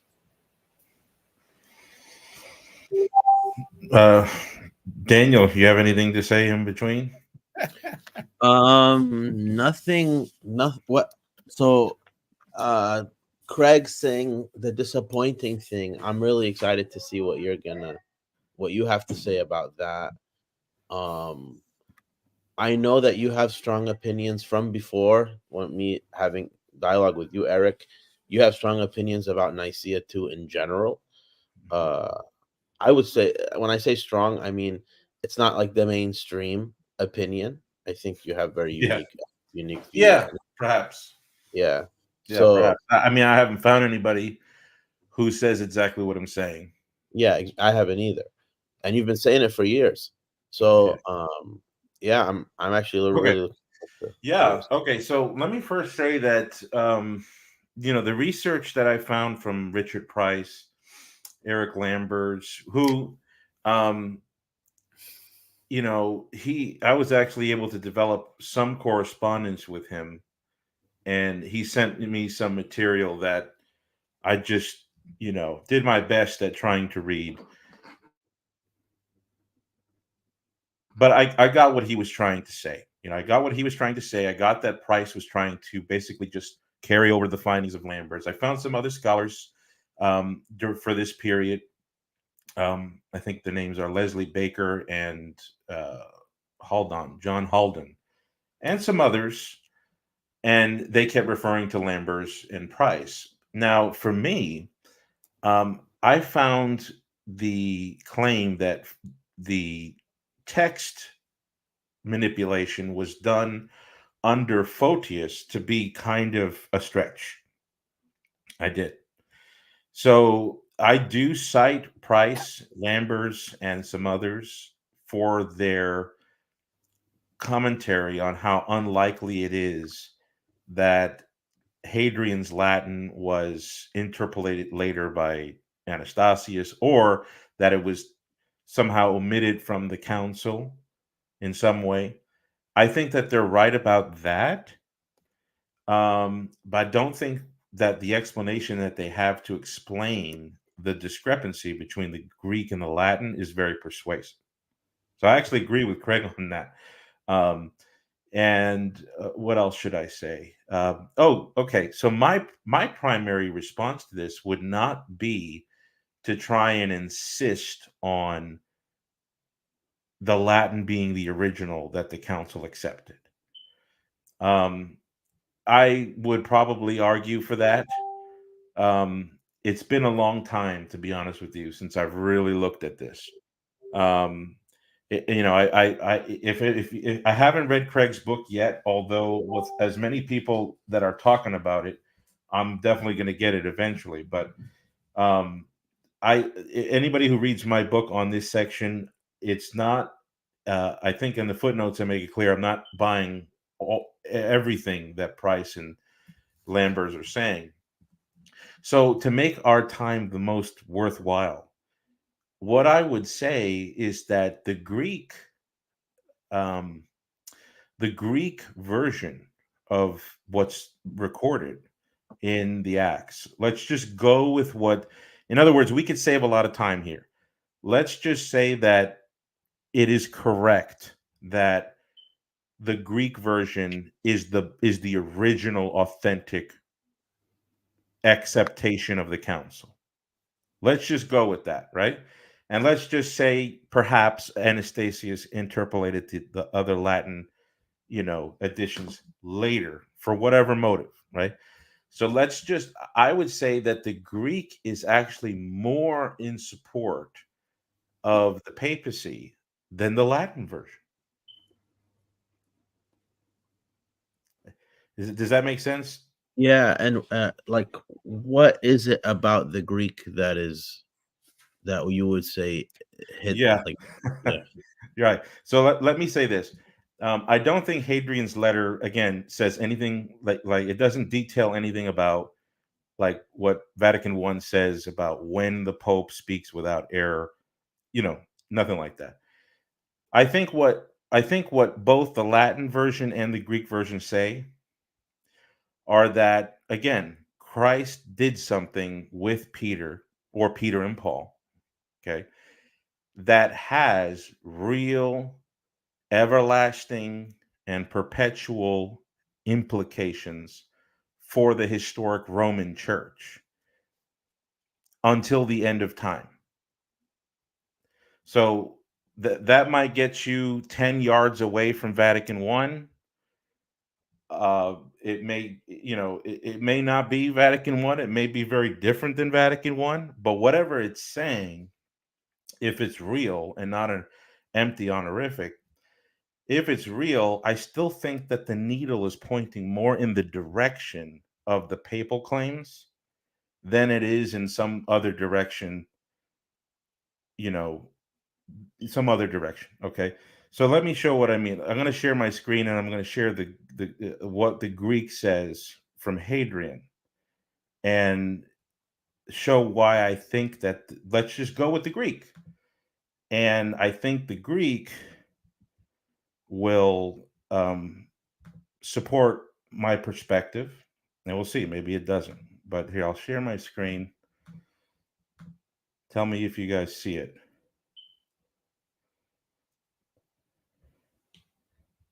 Do you see it? yeah, we're good. If you could just put it through the slideshow so that they could Yeah. come Let up. me try to do that. Yeah.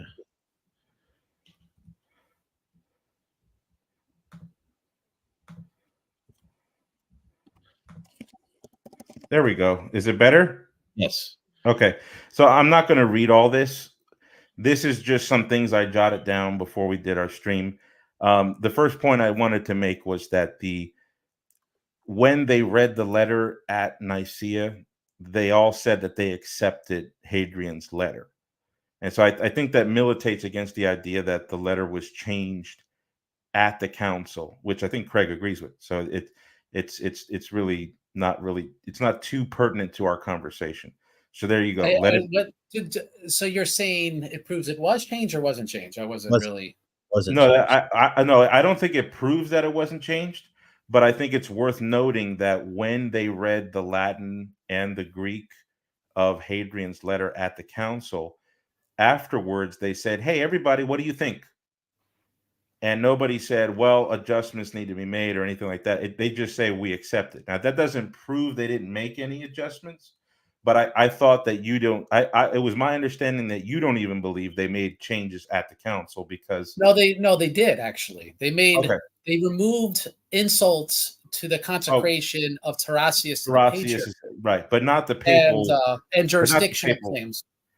Okay, so you did. Okay, so you do believe they took out jurisdictional claims. Yeah, and that actually explains why they go back and forth saying, "Yeah, we didn't make any changes, right?" Because they did.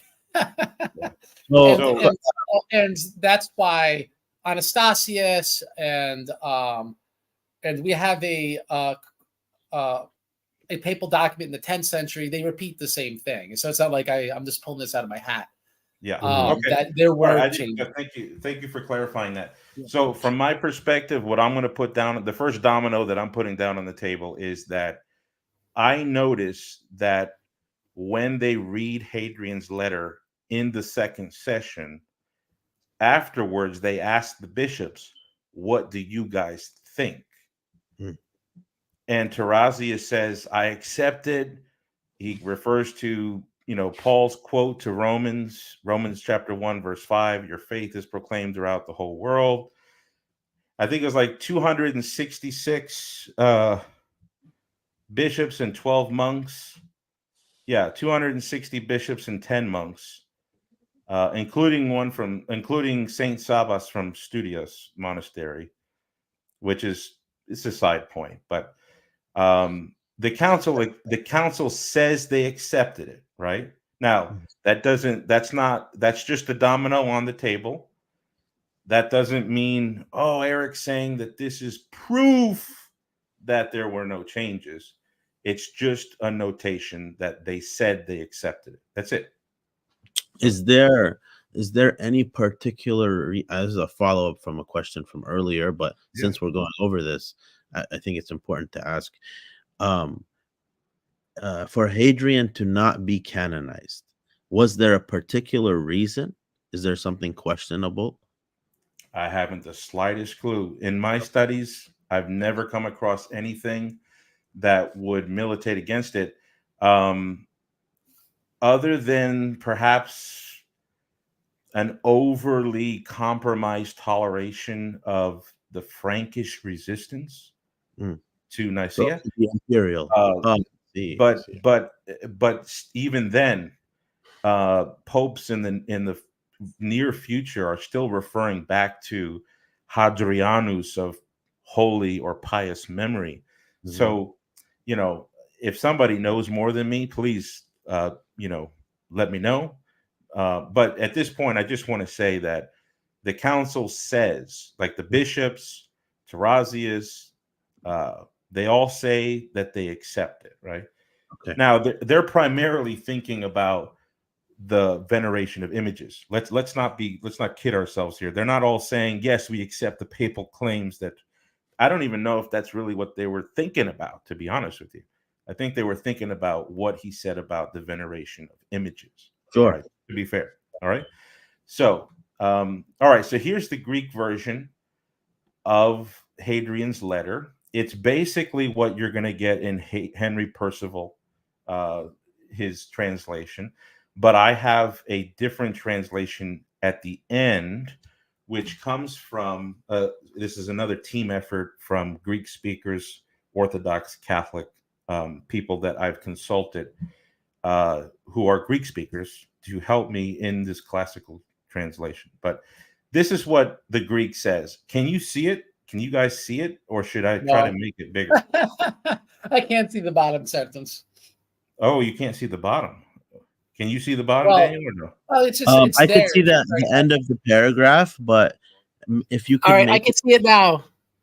If I do this, I don't know if that looks good. There's a way to zoom. I don't know if there is. Or the holy and chief apostles. I can see it. It's themselves to set up the Catholic and Orthodox faith and laid it down. You know what? Let me do something here. Hold on. Let me go here and then see if I can copy this. Okay, copy it. And then, let's see.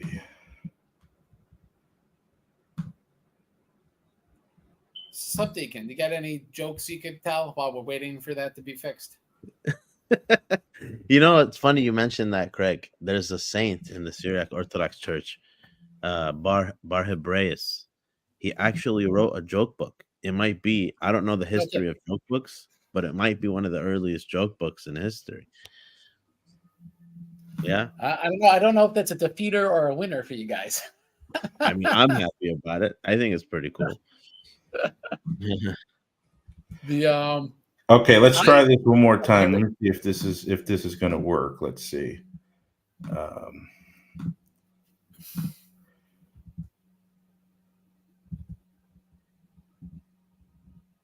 There you go. Yeah. Let me zoom in again real quick. Hold on. I'm still getting used to this new laptop here. Okay, here we go. Zoom. All right, I could read that. All right, so we'll start here. It'll scroll down. Okay. But can you see that so far? If the ancient Orthodox? Yes. Yeah. Okay, so this is the portion from Hadrian's letter, an English translation of the Greek, which, again, for the listeners and for Craig and Daniel, I think that this version still in the direction of support to something like a Catholic would say is a defense for the papacy. Does it come full circle to exactly an explicit claim about ex cathedra infallibility, where outside conditions there's a possibility of error and that it's this and that? No. But what it does is it's a rock's throw. It's a far rock's throw in the direction of what Vatican I is saying. All right, so Hadrian says, if the ancient orthodoxy be perfected and restored by your means, and what he means here is Irene and her son, Constantine the Sixth. So if the ancient orthodoxy be perfected and restored by your means in those regions in the East, and the venerable icons be placed in their original state, you will then be partakers with the Lord Constantine, emperor of old, now in the divine keeping, and the Empress Helena, who made conspicuous and confirmed the Orthodox faith, and exalted still more your holy mother, the Catholic and Roman and spiritual church. And with the Orthodox emperors who ruled after them.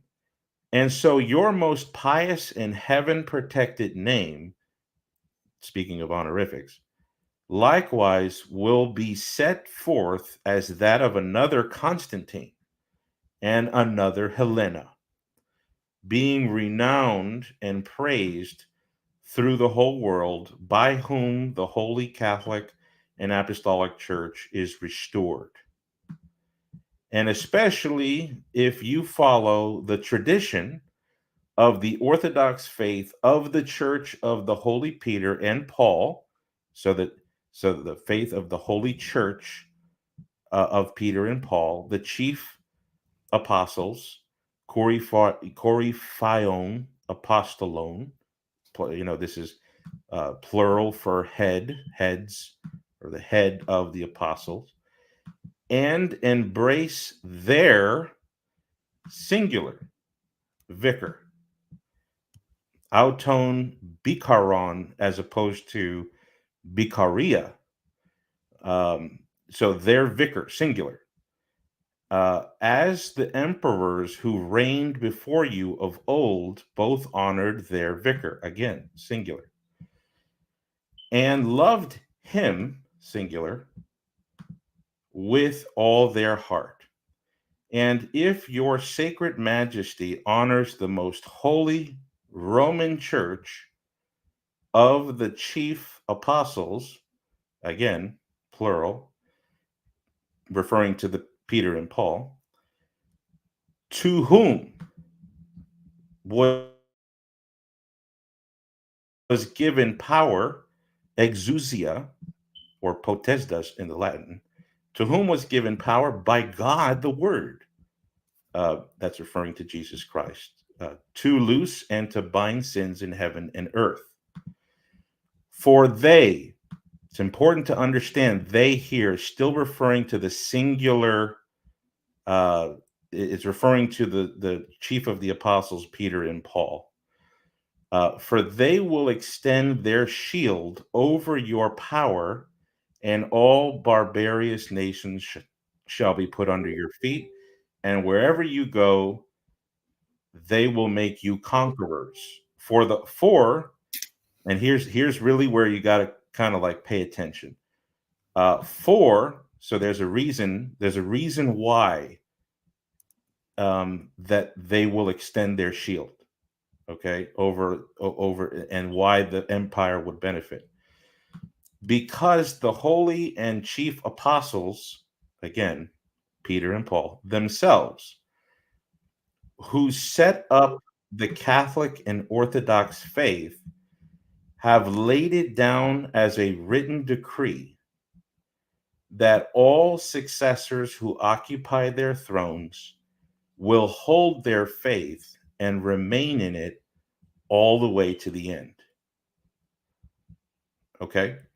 So, what I take from this passage is Hadrian is claiming, let's just say Hadrian wrote this, right? Hadrian is claiming that the Church of Rome is a recipient of some special power.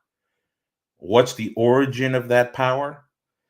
It's the apostles Peter and Paul, who themselves received exousia, power, from Jesus Christ, and it's a reference to Matthew 16, the power of the keys, right? And what Hadrian is saying is, if the emperors, Empress Irene and Constantine VI, if they follow the Roman Church, they then will have released upon them all these benefits from Peter and Paul through the singular vicar. Remember, I said that. Bikaran is the singular vicar of Peter and Paul. So this is talking about the Roman bishop as the vicar of Peter and Paul. And then it says that the empire will have all this benefit, barbarian nations will be dispersed, because the protecting shield of Peter and Paul will apply. And then it says, well, that's important to know because Peter and Paul, who set up the Catholic religion, they laid it down as a written decree. And the Greek word here for the written decree, some translations have law, as if like a command, like, hey, you should really keep the faith. That's not what the Greek word means. If you do a study on what this Greek word means, it means a constitutional decree, like laying down a constitutional governing rule. They laid it down that all their successors, okay, and this is still referring to the singular vicar. This is not a reference. I don't interpret this as a reference to the episcopate at large. I refer to this as the vicars of Peter and Paul in the Roman Church, because that's what's being said, right? Hadrian is talking about the Holy Roman Church. So he's basically saying the Roman pontiffs will keep the faith of Paul and Peter, and some English translations say that they should keep it, but there's no indication in the Greek that the word should is there. It's that they will hold their faith and remained in it. There's the same Greek word for when Agatho said that Peter, by his grace, diamene, keeps the Roman church free from error. This is that they will hold their faith and diamene all the way to the end. And the Greek word for the end there, I don't have it in front of me, but I can get you the word, and the definition. It doesn't just mean like to the end of their lives. It's talking about to the end of time. The consummation is what the term means.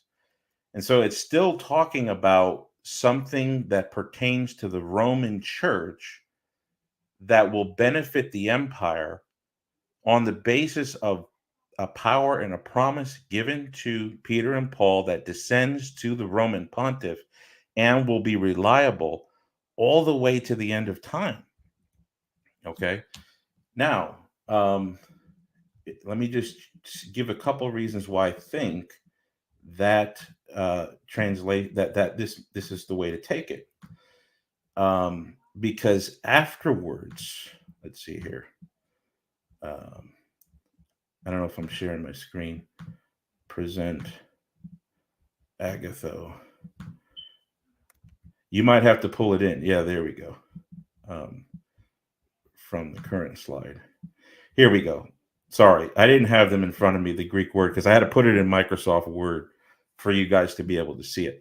But that last portion, I translated like this. For the holy and chief apostles, Peter and Paul themselves, who set up the Catholic and Orthodox faith, have laid it down as a written constitution that all their successors who occupy their thrones will hold their faith and remain in it to the end. This is suntelais, referring to the consummation of all things. So this kind of language is referring to something that's divine. You don't say this about something that you think is potentially going to fail in 10 years, 20 years, 100 years, and then go dormant, for however else long. And what else? Okay, yeah, so that we have that. Then Hadrian goes on to quote from the story of Sylvester. I'm not sure how familiar the readers are with some of these apocryphal stories and legends that originated in the 5th century. Some people do not take them as legends anymore. It was not taken as fake in the first millennium, at least by the majority. But almost everybody believed that Constantine gave Pope Sylvester a certain gift of authority as a result of being baptized by him, healing him of his leprosy. I can't really go into the backstory of all this, but there is a collection of legends called the Actus Sylvestri, or the Acts of Sylvester, Pope Sylvester. And Pope Hadrian immediately starts to quote from the Actus Sylvestri right after he says what I told you just now before about how the vicar of Peter and Paul, the Roman pontiff, will remain in the truth until the end of time. He immediately goes into this Actus Sylvestri, and that document itself is recognized by the council, right? Well, that document, this portion is not cited, but in that document, in the second book of this Actus Sylvestri, there's a period of 7 days where Constantine gives authority to Pope Sylvester. And the fourth day gift, it goes like this. And this is in the Greek and the English. This is how it was understood by everybody who accepted the authenticity of Actus Sylvestri, which means Photius of Constantinople, who in his Nomocanon refers to the Actus Sylvestri. It's very likely that many in the Byzantine liturgical tradition drew from this. So this is not talking about a Western thing only. This is also absorbed into Byzantine thought. And it says this: on the 4th day, the privilege was conferred upon the Roman Church and its pontiff that in the entire Roman world, priests might treat him as their head, caput, just as all judges of the Roman world hold the king, emperor. So in other words, Hadrian immediately goes into talking about this story with Constantine and Pope Sylvester, and that document it gives this privilege to the Roman Church. It doesn't matter if it's Paul, Peter, Andrew, James, whoever you want to throw in there. It gives this authority to the Roman Church and its pontiff. And this Actus Sylvestri was accepted even by Mark of Ephesus. In fact, it ended up being basically the premature version of what became the Donation of Constantine, which was accepted by Theodore Balsamon, an Eastern Orthodox canonist, Mark of Ephesus. You know, you hear about the Donation of Constantine. Some of the listeners here might not know this, but Byzantine canonists such as Matthias Blasteres accepted the Actus of Sylvestri and the Donation. These were taken by, and some scholars say it was basically unanimously received in Byzantium, all the way up until a certain point where it started to be questioned. But it was used for various reasons. But in any case, what Hadrian said in his Latin letter that we say was, you know, where it was the head of the church and all that, I think the Greek says the same thing. It even gives that perpetuity part where, you know, the Latin part is like, well, what's the Latin saying that the Greek doesn't? Well, the Latin gives more weight to this idea of Petrine exclusivity, and it gives weight to perpetuity, like to the end of time, right? Well, I think that's in the Greek version. You just add Paul there. I don't see why that's a problem. I mean, even Anastasius adds Paul to the preeminence of the Roman Church in some of his documents. And then the last thing I want to say here, and I'm not going to read this out loud. The listeners can just hit pause and read it for themselves.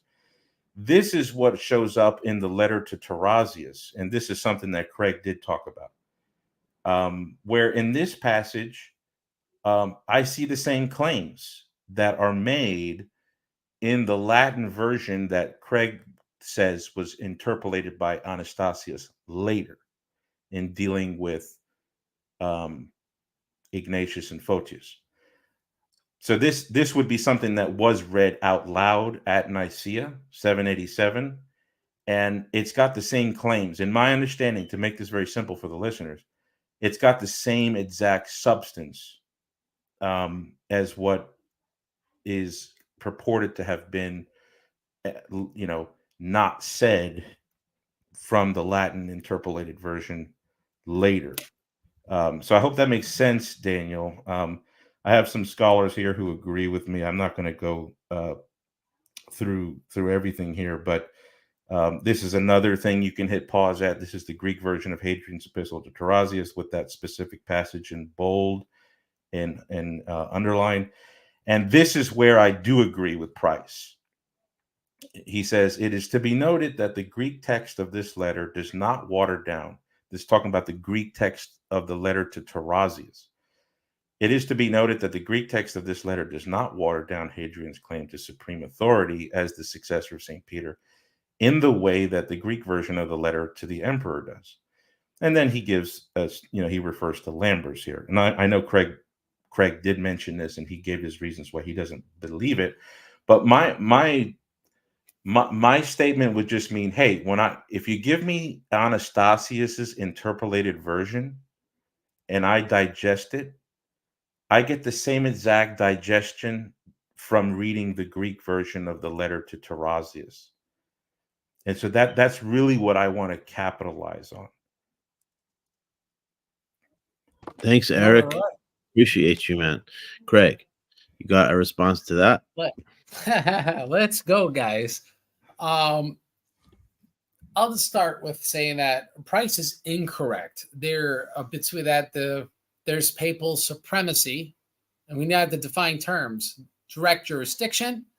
If we're going to speak of the Pope being the, you know, universal bishop, These are things that are lacking from JE 2449. We, as a scholar, that's a certain, I would say, only because when you're superstar scholars, they could get away with not being precise. Little guys like me can't be. Publishing on this issue, I was parsing primacy and supremacy. And most academics aren't even comfortable with the word supremacy because it sounds so loaded, like anti-Roman, right? And so my point in saying this is supremacy is a very specific meaning.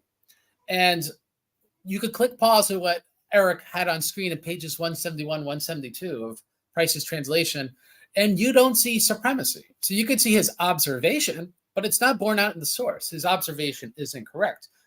Supremacy, it could be rightly inferred textually from the first letter. And the reason why that is the case is because in the first letter, it does talk about the Petrine inheritance being something solely in Rome. The relevance of this I'll discuss in a second. But it's we have one of the necessary elements of papal supremacy explicit in the first letter. It's absent in the second letter. Also, in the first letter, we, in the longer ending of that letter, and I argue in my my research is this section is interpolated, and I'll get into the reasons why. In the longer ending of that letter, which is lacking in both what Erick read in the first letter at the ending there, and in the second letter, which we pause on screen, is that the jurisdiction of the Balkans rightfully belongs to the Pope, essentially because he has direct jurisdiction. I could quote if people want it, but that's essentially the reason Anastasius gives. That's papal supremacy. It's not in the second letter. So again, it's factually, I would say Father Richard Price is wrong in his analysis.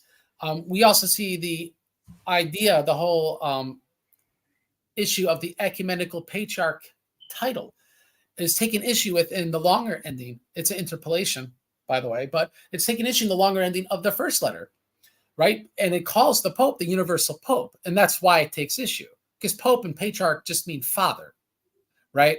So the issue is, no, this title rightly belongs to the Pope. That's papal supremacy. That's in the interpolations in the first letter. It's not in the second letter. And so we have to be very careful, especially now we're going to get into it, the textual evidence interpolations as to the qualitative difference between the first and second letters. Erick says that the same claims or same substance, they are manifestly not. And when we conflate these things like, well, they're similar enough, then I believe we start creating errors in our historical analysis. And so I think it's worth pointing out when it comes to the interpolations is that as we already discussed, the part where it talks about the Pope of Rome having a singular inheritance, that's at the beginning of the first letter that we're discussing, JE 2448. That's lacking in the Greek.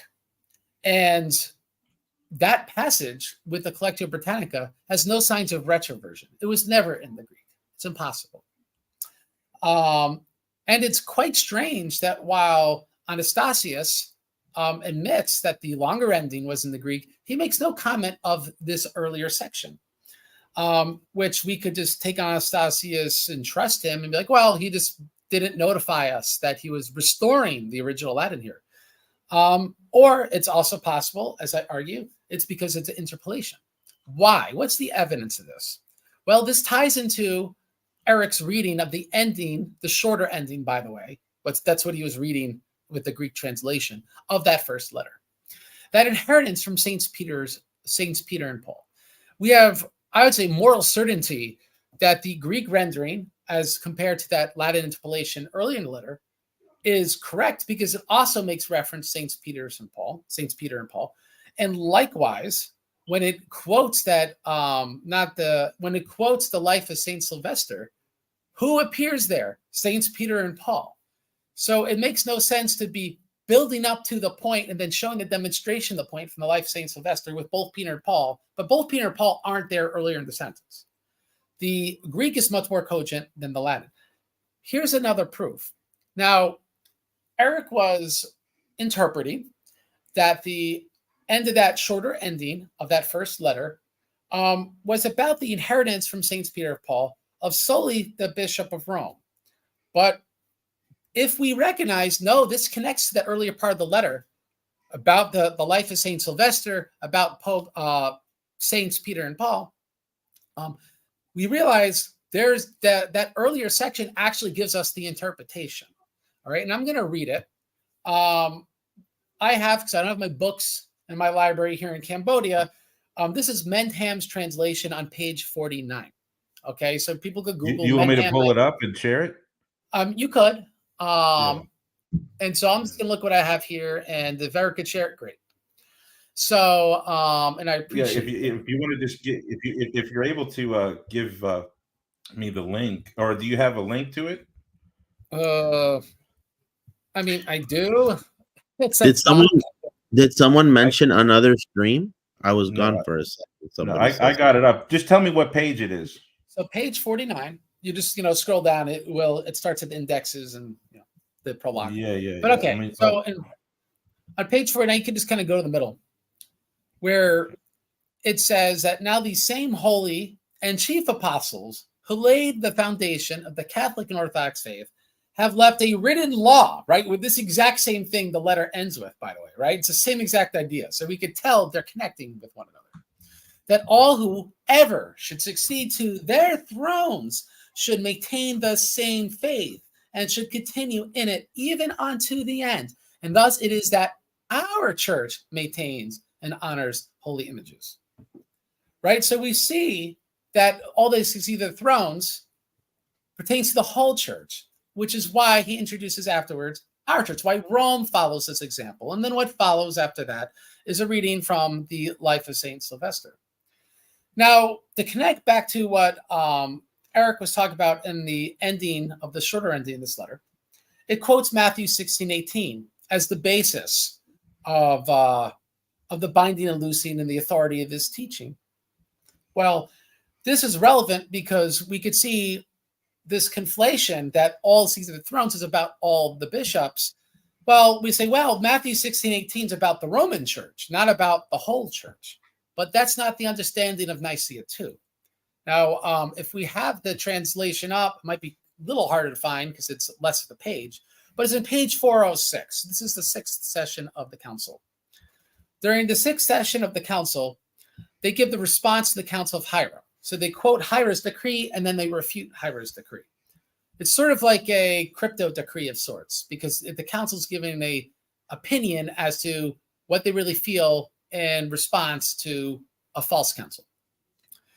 So they quote Matthew 16:18. It says on page 406 in the sixth session, I would they had taken into consideration the word which the Lord said to Peter, the chief of the apostles, Thou art Peter, and on this rock will I build my church, and the gates of hell shall not prevail against it.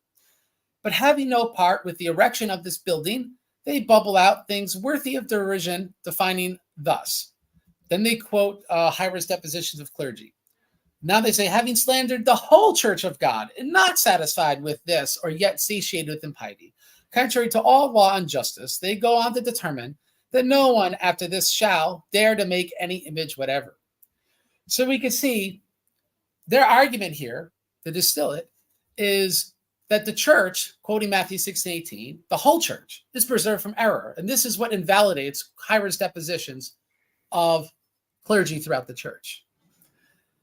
We also see, and I don't have the page number handy because again, I'm in Cambodia, but I could put it in the comment section if people are sufficiently bothered or want to follow up. It's also in my book and article. That JE 2449. All right, the letter from from Hadrian to Tarasius, the one that supposedly speaks of supremacy according to Father Richard Price, which it doesn't. That same letter actually gives an interpretation, Matthew 16:18, that also is universalized. And so we could see the connections of not only how Nicaea II interpreted Matthew 16:18, but how Pope Adrian himself, at least to the council and official business, I'm sure someone could dig up a Latin document in a local Western context that might be just about Rome. But in this conciliar context, the Matthew 6 and 18 isn't exclusive about Rome. And so when we put all those dominoes on the board, as Eric likes to say, the dominoes show that those who inherit the thrones of Saints Peter and Paul are all the bishops. That's the point. And so now it makes sense, being that we have documentary proof and interpolation, the inconsistency of the life of Saint Sylvester, the lack of proof of any sort of retroversion which would authenticate it, why Anastasius would alter this passage. Because it invades, it proves against what he was trying to prove with the supposed singular inheritance of Rome. We could see that this idea that Saints Peter Paul will extend their shield over the empire, right? That this is something because all the bishops are Pauline and Petrine. This does not mean, of course, that Rome doesn't find themselves to be the head. This is something that's filed away in the Council of Chalcedon. The word head is, and also father, by the way, is used about Rome from the letter of the council to Pope Leo. Why is this relevant? Because in the second letter, Pope Hadrian to Tarasius, it does speak of Rome having, and I think this would be an accurate translation, even from the Greek, ever having the primacy. But the issue is this is not something that would have been controversial or opposed during the Seventh Council. They had canons on this question. Third Council, Constantine I, Canon 28 of Chalcedon. This would not have been a concession to them as compared to the Saint Peter Paul or Saint Peter in isolation being a singular honor to Rome, because they likewise saw themselves as inheritors of their thrones. So this is why it's so important to realize that what we see in the second letter wouldn't have required interpolation or excision, while the first letter does have very different teachings that we don't find in any other councils. Right? I just said I could find stuff in Chalcedon that's in the second letter. We can't find anything in any pre-Anastasian document from those interpolations in the first letter. Now, there's other things, because we mentioned interpolations, which are relevant. In the longer ending the first letter, it mentions the title of ecumenical patriarch and like how it can't possibly ever exist. It shouldn't be used. And the only thing I'd add to this is throughout the minutes in Nicaea II, the Tarasius is called ecumenical patriarch. So it's a very odd argument to make, while the rest of the council has no issue with the title ecumenical patriarch. It makes sense, right? That the longer ending, with which I do think authentically has some dispute with ecumenical patriarch, would have this excised. Not ecumenical patriarch, but the consecration rather. That makes sense. It doesn't make sense that this thing about ecumenical patriarch would be there, but this whole idea, both by Rome's legates and both in the Latin and the Greek, that it would just be used and no one would think anything of it. There's other identifiable fingerprints of forgery. This is very important. It's hard to understand because people have this sort of elementary school understanding of forgeries. The donation of Constantine, despite Orthodox apologetic videos on this topic, is really not all that important, as I think Eric rightfully points out with our canon stuff, to the question of dispute between us and Roman Catholics. The donation of Constantine essentially speaks of the same headship of Rome and patriarchal appeals to Rome. This is not something that would have been foreign to the pre-schism church. I deal with this in my book, and really, for the sake of our debate, it doesn't get into any of the papal supremacist distinctives, unlike the interpolations, which would be relevant to the dispute. And so, for that reason, when I talk about a forgery, even a crass forgery, like the donation of Constantine, where the whole thing's made up, really isn't too relevant. If you're wondering why they even made it, it had nothing to do with disputes with the East. It had to do with disputes with the Franks, and so that the Romans could have political independence. They were looking for essentially written law that justified Vatican states being their own country. Anyone who reads that document cannot but walk away with that's the actual point of the document. That being said, though, there are identifiable fingerprints of forgery because in the longer ending of this first letter, this letter to the emperors, it contains unattested to, uncited quotations of papal correspondence. You go, well, why is that even relevant? For one, that doesn't exist in the whole entirety of the rest of the letter, only in the sections which does so happen to have unprecedented papal claims. So that's already domino number one, where we have something that textually doesn't exist anywhere in the letter. And anyone can read Lamb versus Critical Edition and go through the rest of the letter, and we don't have unattested papal correspondence. And the rest of the letter, if you want to quibble, there's something, the Council of Rome 769, but we're going to leave that aside for now. Doesn't exist in the rest of the letter. The second thing is, this is not the first forgery to use that method.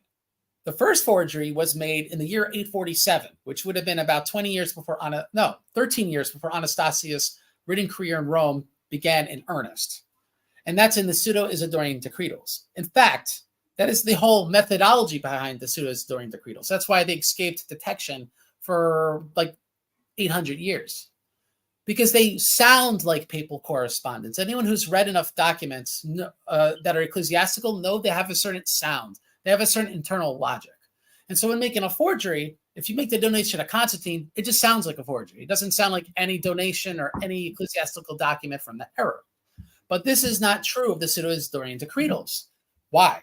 Because they'll take something either that's real, quote it in full, and interpolate it as what happens in Nicaea 2 in the early section, without the retroversion like we talked about. Or they'll make something out of full cloth, but it's like a mosaic made of tiles. They're taking a quote from here, from this document, from, let's say, the Council of Nicaea, and a quote from here, from a letter of Pope Gregory the Great, and a quote from here, from a letter of the emperor to Pope Leo II, or whatever. And they make a whole new idea with the real words of different letters, like different tiles making a mosaic. This is an identifiable methodology that is persistent throughout the Pseudo-Isidorian Decretals. This methodology is in the longer ending of the first letter to the emperors of Pope Hadrian. Remember, this methodology or anything consistent with it, uncited papal quotations making pro-papal statements, is absent from the rest of the letter. But it just so happens 4 times to exist in the end of the letter. Sentences one after one another, just like the Pseudo-Isidorian Decretals, which just so happens were made 13 years before Anastasius started writing this stuff. So it's not a coincidence. It's a contemporary method of forgery identifiable in the Latin minutes of Nicaea 2. And so not only do we have zero signs of retroversion, we have the actual fingerprints of forgery consistent with contemporary forgeries and the best example of contemporary forgeries, Pseudo-Isidorian Decretals. This is not something people could have concluded a few years ago, because the research of Chrysos, and his name, he's an American, he lives in Germany, his name's skipping me for the moment. He's a big expert in the Pseudo-Isidorians. These guys only start publishing on this topic since 2018. So Eric and I were doing apologetics and reading into this stuff when this stuff wasn't figured out yet. But now it is. And so now we have to update how we understand these documents in light of the evidence. So in light of all this, we have very compelling evidence. We have, one, moral certainty that there's no retroversion. It wasn't in the Greek. But on top of this, very compelling evidence of obvious interpolations. These interpolations containing qualitative statements of papal supremacy absent in pre-Anastasian documents, including that second letter to Tarasius from Pope Hadrian. These details are very important because I understand someone like Eric, who's a Roman Catholic, they see something about the Pope, honorific, about embracing the Vicar.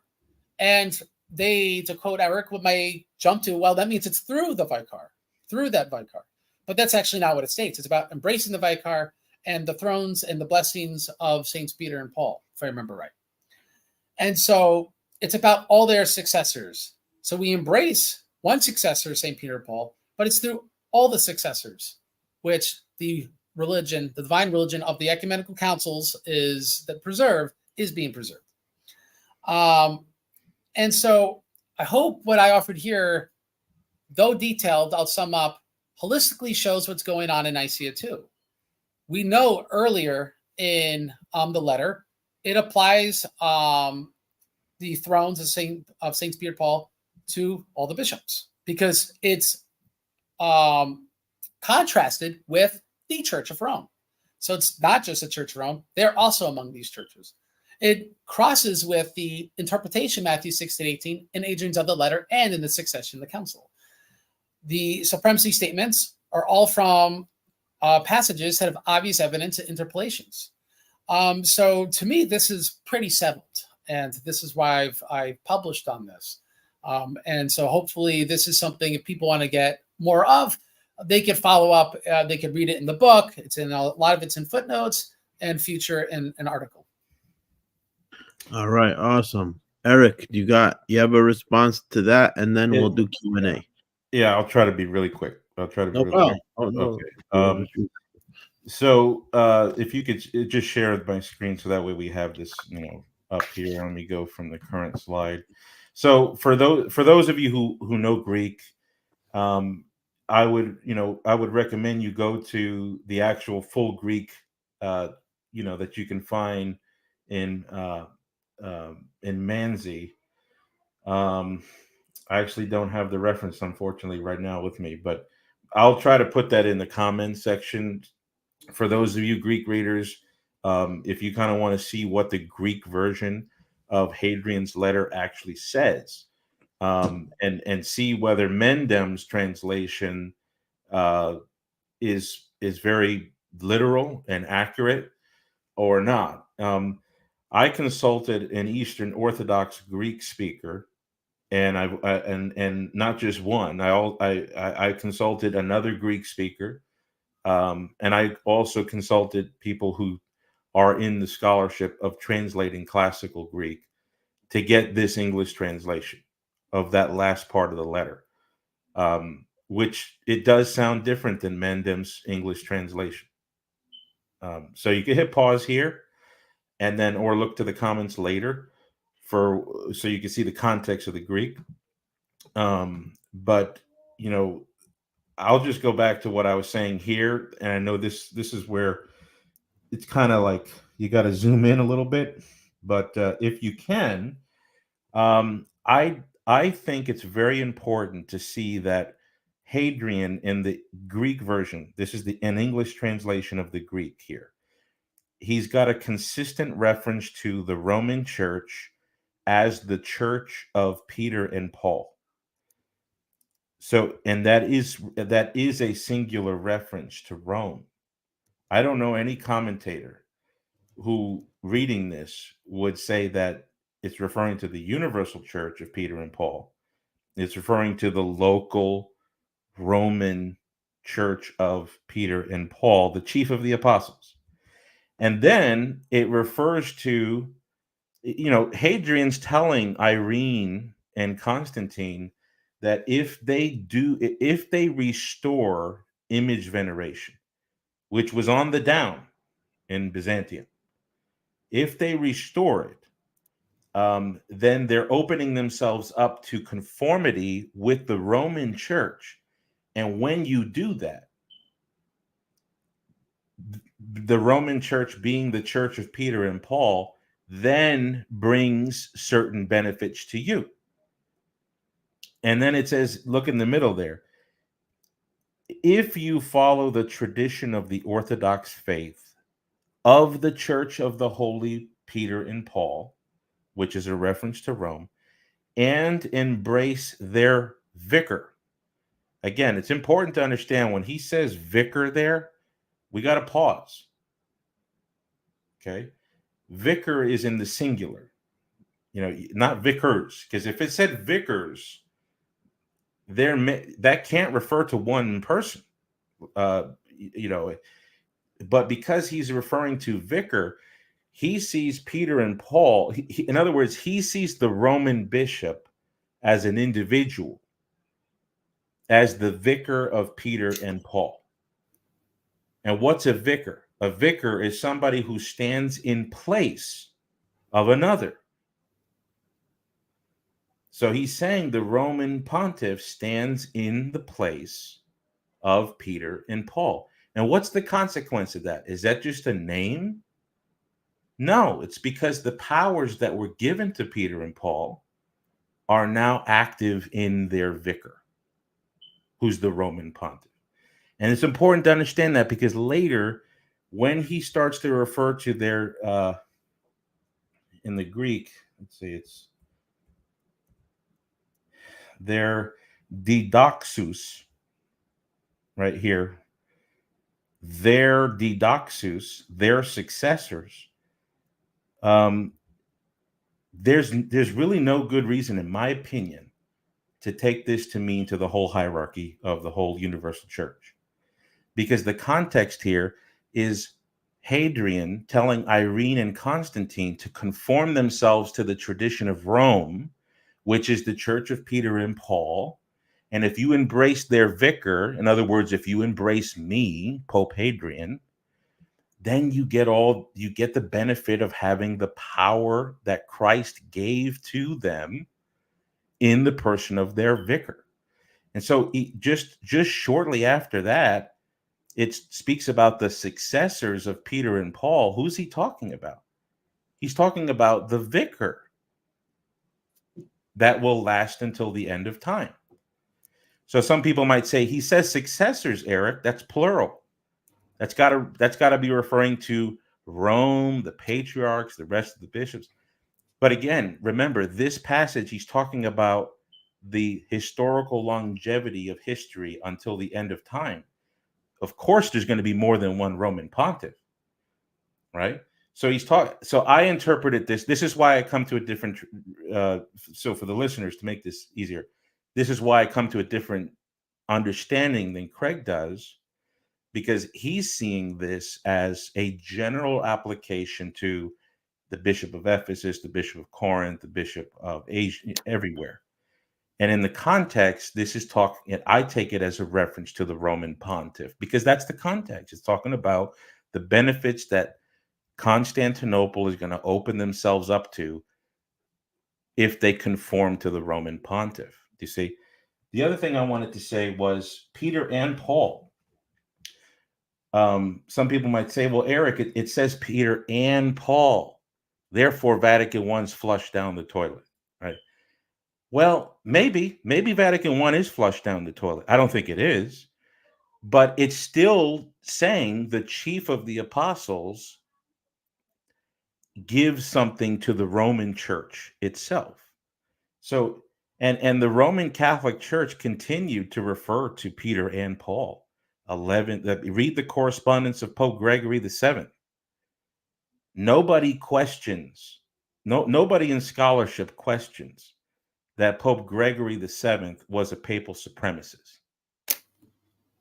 Well, then when he refers to the authority of Peter and Paul, does that mean that he didn't believe, he wasn't a papal supremacist? Or how about popes later on, like Pope Leo X in his bull condemning Martin Luther, refers to the authority of Peter and Paul? So does that mean he's deleting his understanding of what became clear by the 16th century? So it's not necessary for us to say, oh, the addition of Paul there definitely depletes this of a strong papal claim. The other thing is the whole church, Matthew 16. My interpretation of Matthew 16, ecclesia, is the whole church. It's never the Roman church. In fact, the only person I know of who makes use of Matthew 16 to refer to the Roman church is Maximus the Confessor. And his reduction there is actually, it doesn't match well with popes in the 13th, 14th. Vatican I does not make a reference, it does not interpret it as the local Roman church. It's always the universal church. You know. And then the last thing I want to, Saint Tarasius mentions that Rome in the Acts of Nicaea 787, Tarasius says elsewhere that the Roman bishop inherits the presidency over the whole hierarchy of the church because of its Petrine succession. And so the council did welcome the claim. Now, did they understand it in an Orthodox Byzantine way? Probably. But they understood it. They didn't have a problem speaking about Peter alone. The last thing I want to say is that the Greek version of the letter to Tarasius, we will just have to disagree on that. I do think that it has claims to, maybe, again, Vatican I's not really in my purview here. It makes claims that move the needle far away from contemporary Orthodox beliefs. That's all I'm trying to say. Whether does that bring us to Catholicism? I don't know. I think it does, but I'm not here to really show that. It does. I don't think that it matches Eastern Orthodoxy, which is a different. It's a different intention. I could be an atheist. I could be a Buddhist and have that goal in mind. And then the very last thing I want to say is that the donation of Constantine does have a reference to Peter alone, and how the Roman bishop is his vicar, the vicar of Peter, in addition to several other secular endorsements. Yeah, so that's basically it. Sorry about that. It took a little time. I mean, I just want to say very briefly, I don't have too much to say in response to that, but I think in summary, I think what we're seeing is, if we're looking at where the needle's moving, it's absolutely moving away from Rome. You know, with what we're finding with the forgeries and interpolations, what we're finding with aspects missing in the Greek, but they're in the Latin. The needle's moving the other way. And so I think, following the evidence, what we're finding is the Orthodox position being vindicated from history, and the Orthodox position being extant and explicit in the sources that are reliable, but absent from those the papal claims that we have today, absent from those. But to quibble one thing, like when we talk about Matthew 16, its application to the church, because its application is specific to the Church of Rome, and Anastasius' interpolation early in the letter, is a term of vicar, which clearly is used there for the Church of Rome. But when the passage continues, it speaks of thrones, right? Cathedrals, almost, one could say. And we're talking about more than one church now. One bishop doesn't have multiple thrones. And so it's not like, oh, well, Saints Peter and Paul, or, you know, we focus on other plurals. The issue is the term thrones. And as we see that application with other usages in the council and by Hadrian himself, Matthew 16:18, particularly the contrast between the thrones and the Church of Rome, we could see he's using it in the sense that the thrones are the whole church, and Rome is amongst those churches, another church. Now, I think people here, you know, they can be sympathetic to Erick's interpretation that he sees within the ending. If we parse it grammatically a certain way and bring it into an interpretation that I don't think holistically takes sense to the rest of the council, but let's say it's just grammatically more compelling if we want to concede that for the sake of argument, I think it really begs the question, what then motivates the interpolations of Anastasius to make it so specific about the singular honor of Rome?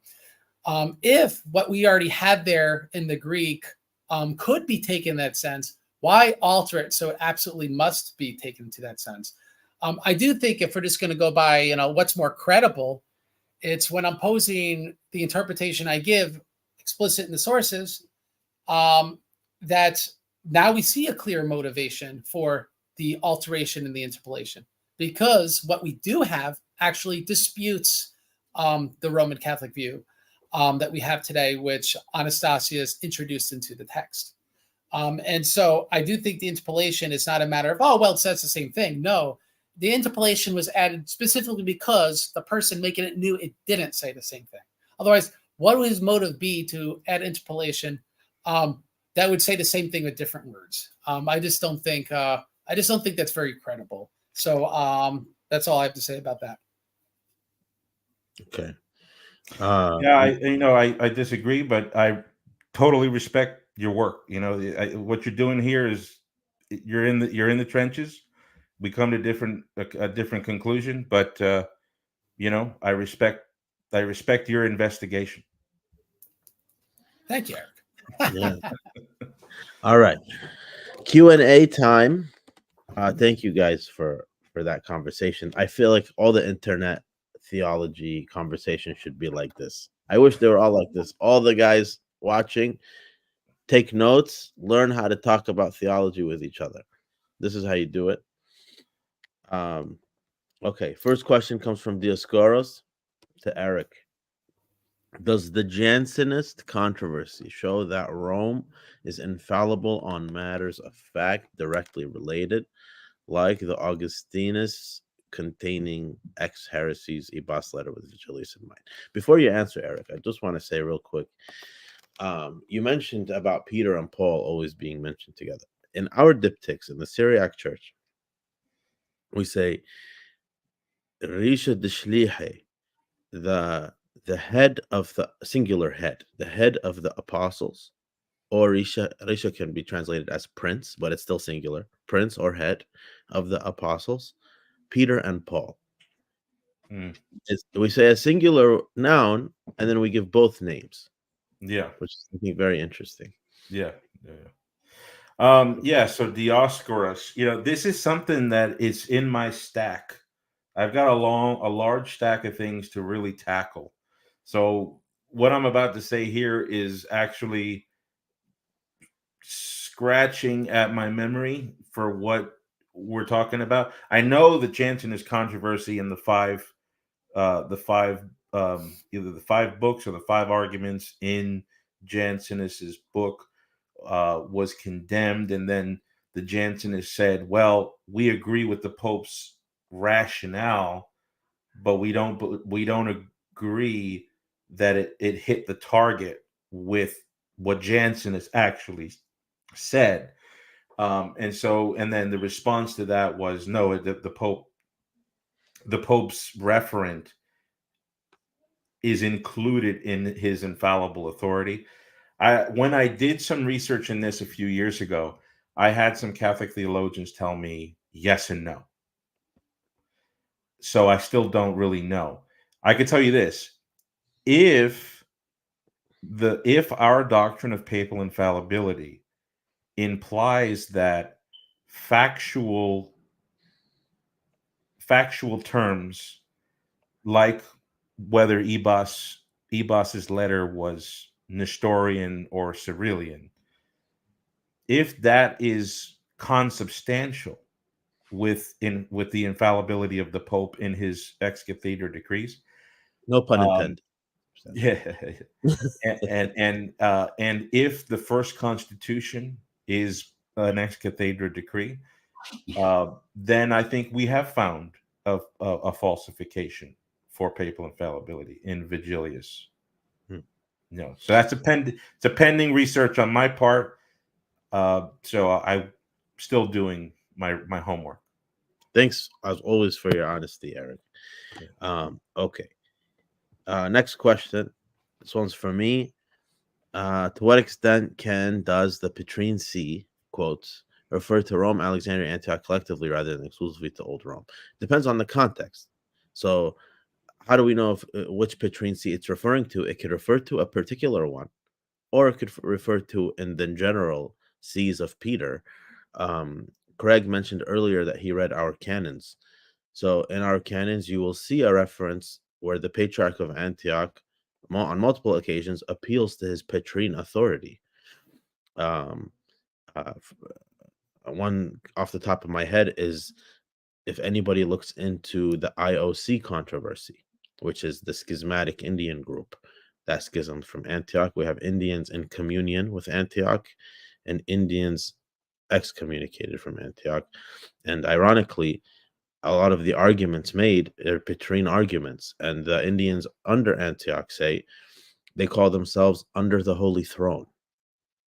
Okay, so and when the bull of excommunication went forth, in the letter is all this Petrine language of why Antioch has the authority to do such a thing.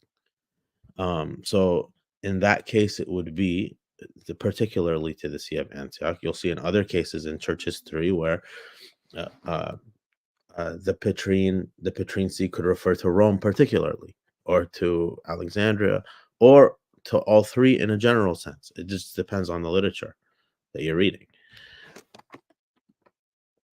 This is for both of you guys.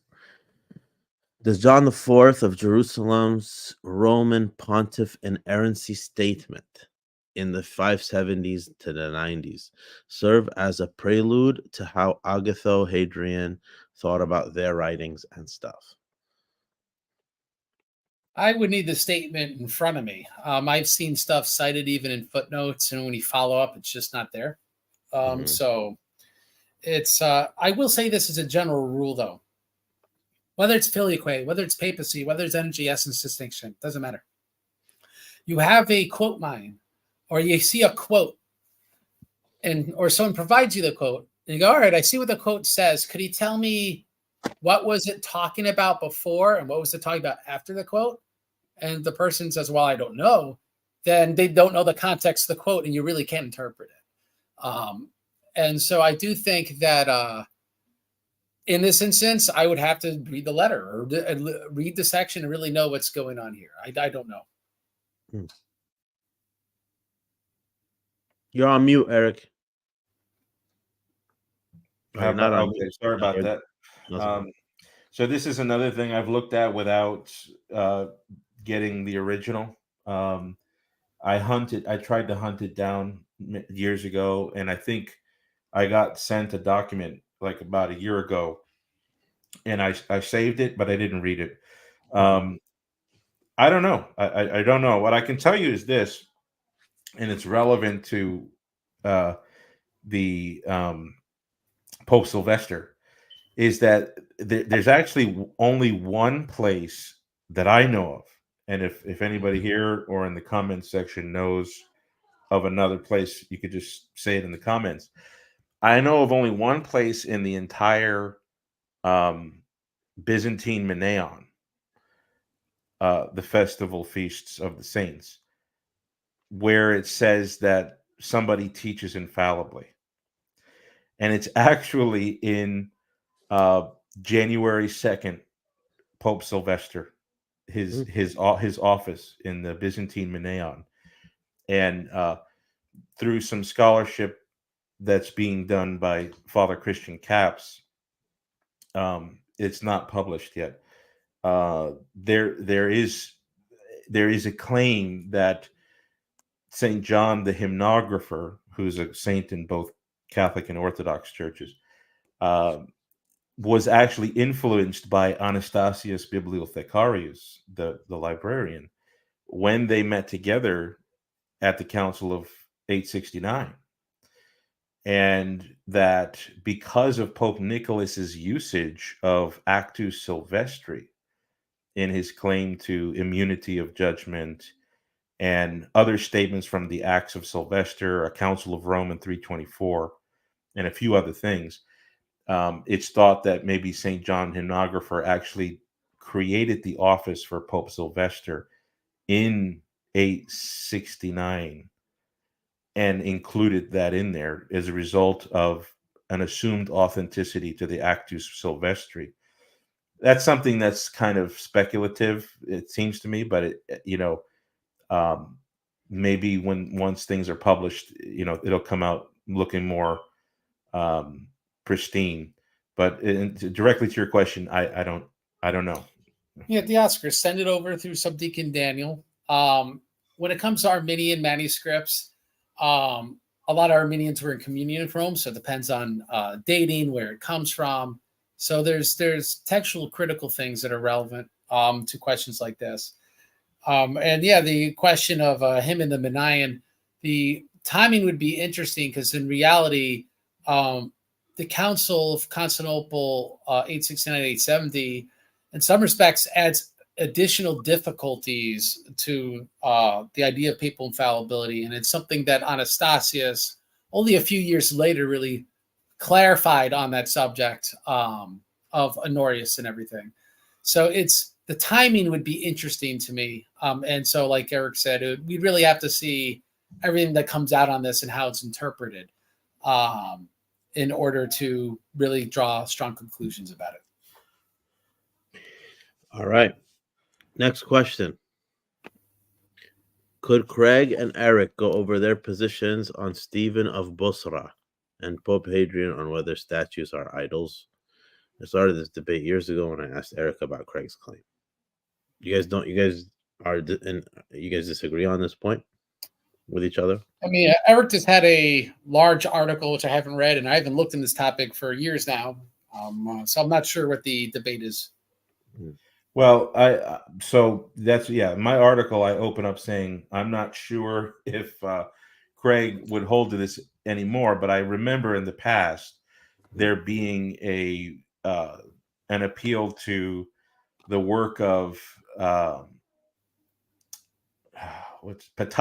Cardinal Petavius, who was used by another French scholar of the 16th century, Bingham, who Mendham cites or refers to in his translation of the Acts, where Hadrian uses Stephen of Bostra and says there's a difference between an image and a statue that is an idol.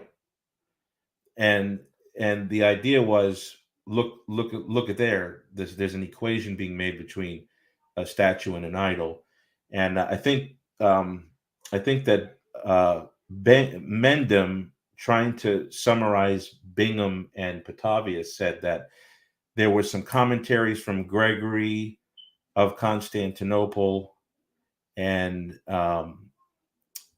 Stephen of Bostra, saying that the early church didn't use statues because of how close they looked to early statuary idols. And, so I thought that you were saying that therefore Pope Hadrian condemns the use of statues.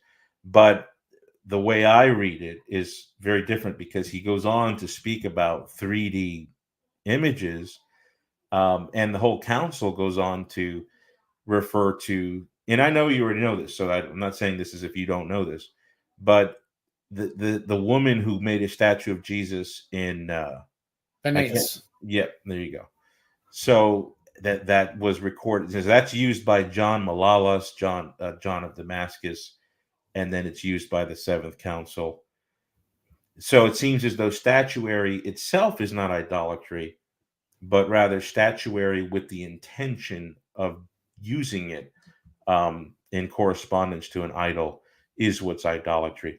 That was my position. That's the whole article. Yeah, this is one of those examples where if we had a stubborn-minded, single-minded, one bishop says one thing, and so if any other bishop ever disagrees with that bishop in a council, then it puts itself into internal contradiction. I think this would be an example that would create that issue, because all we have from what is quoted by Pope Hadrian is a negative, idolatrous evaluation of statues. That being said, that is not the firm conclusion of the council. And I've been talking about this for years. The council holds statues in tension. So it comes up later in the council, the existence of doves, for example, representing the Holy Spirit. It doesn't really endorse it per se. It simply, mentions their existence and stuff like that. And so it kind of reminds me of something that comes up in the 5th session of the 5th Ecumenical Council, where, and I think this was, who is the Bishop of Constantinople in that council?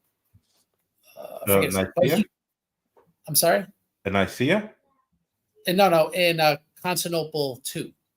Anyway, he writes in that Eutychius. Okay, yeah, Eutychius writes in the 5th session, or says, because they're writing what he says. that the council doesn't follow, and this is in the letter of Ebus to Maris, the opinion of one or two bishops in its evaluation. So the point of this observation of his was, even if one or two bishops in the council approved of the Nestorian contents of the supposed letter of Ebus to Maris, that does not mean that was the mind of the Chalcedonian fathers, which makes sense because we have all the subscriptions. Only one or two say anything that may, and Subdeacon and I have had videos on this, that may be construed in the sense that they approved of Nestorianism. And so if we apply that principle, even if, which I do believe textually the answer is yes, St. Agatho condemned statues. That clearly isn't the entire mindset of the council. It doesn't endorse statues.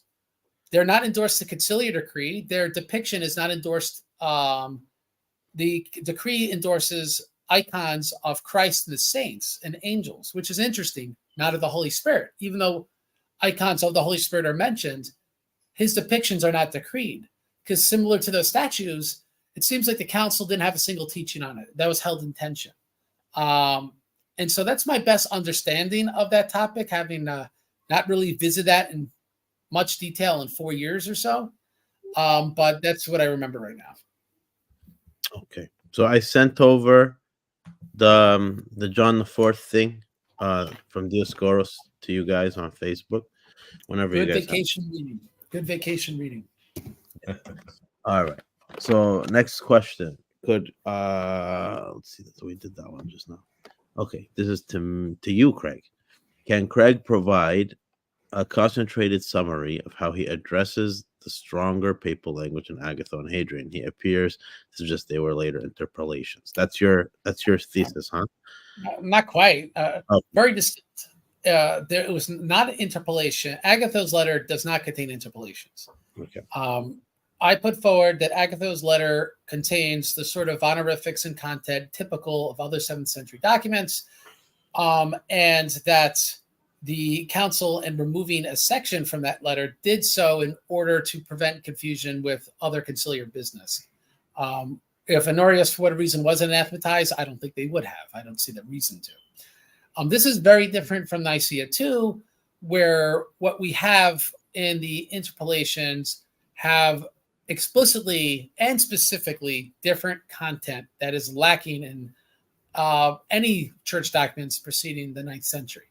So that would be a distillation of what I'm expounding here. All right. Last question. I'm gonna wrap it up. Eric, which conciliar act decree has greater magisterial weight, the anathema of Honorius for heresy or Agatho's letter?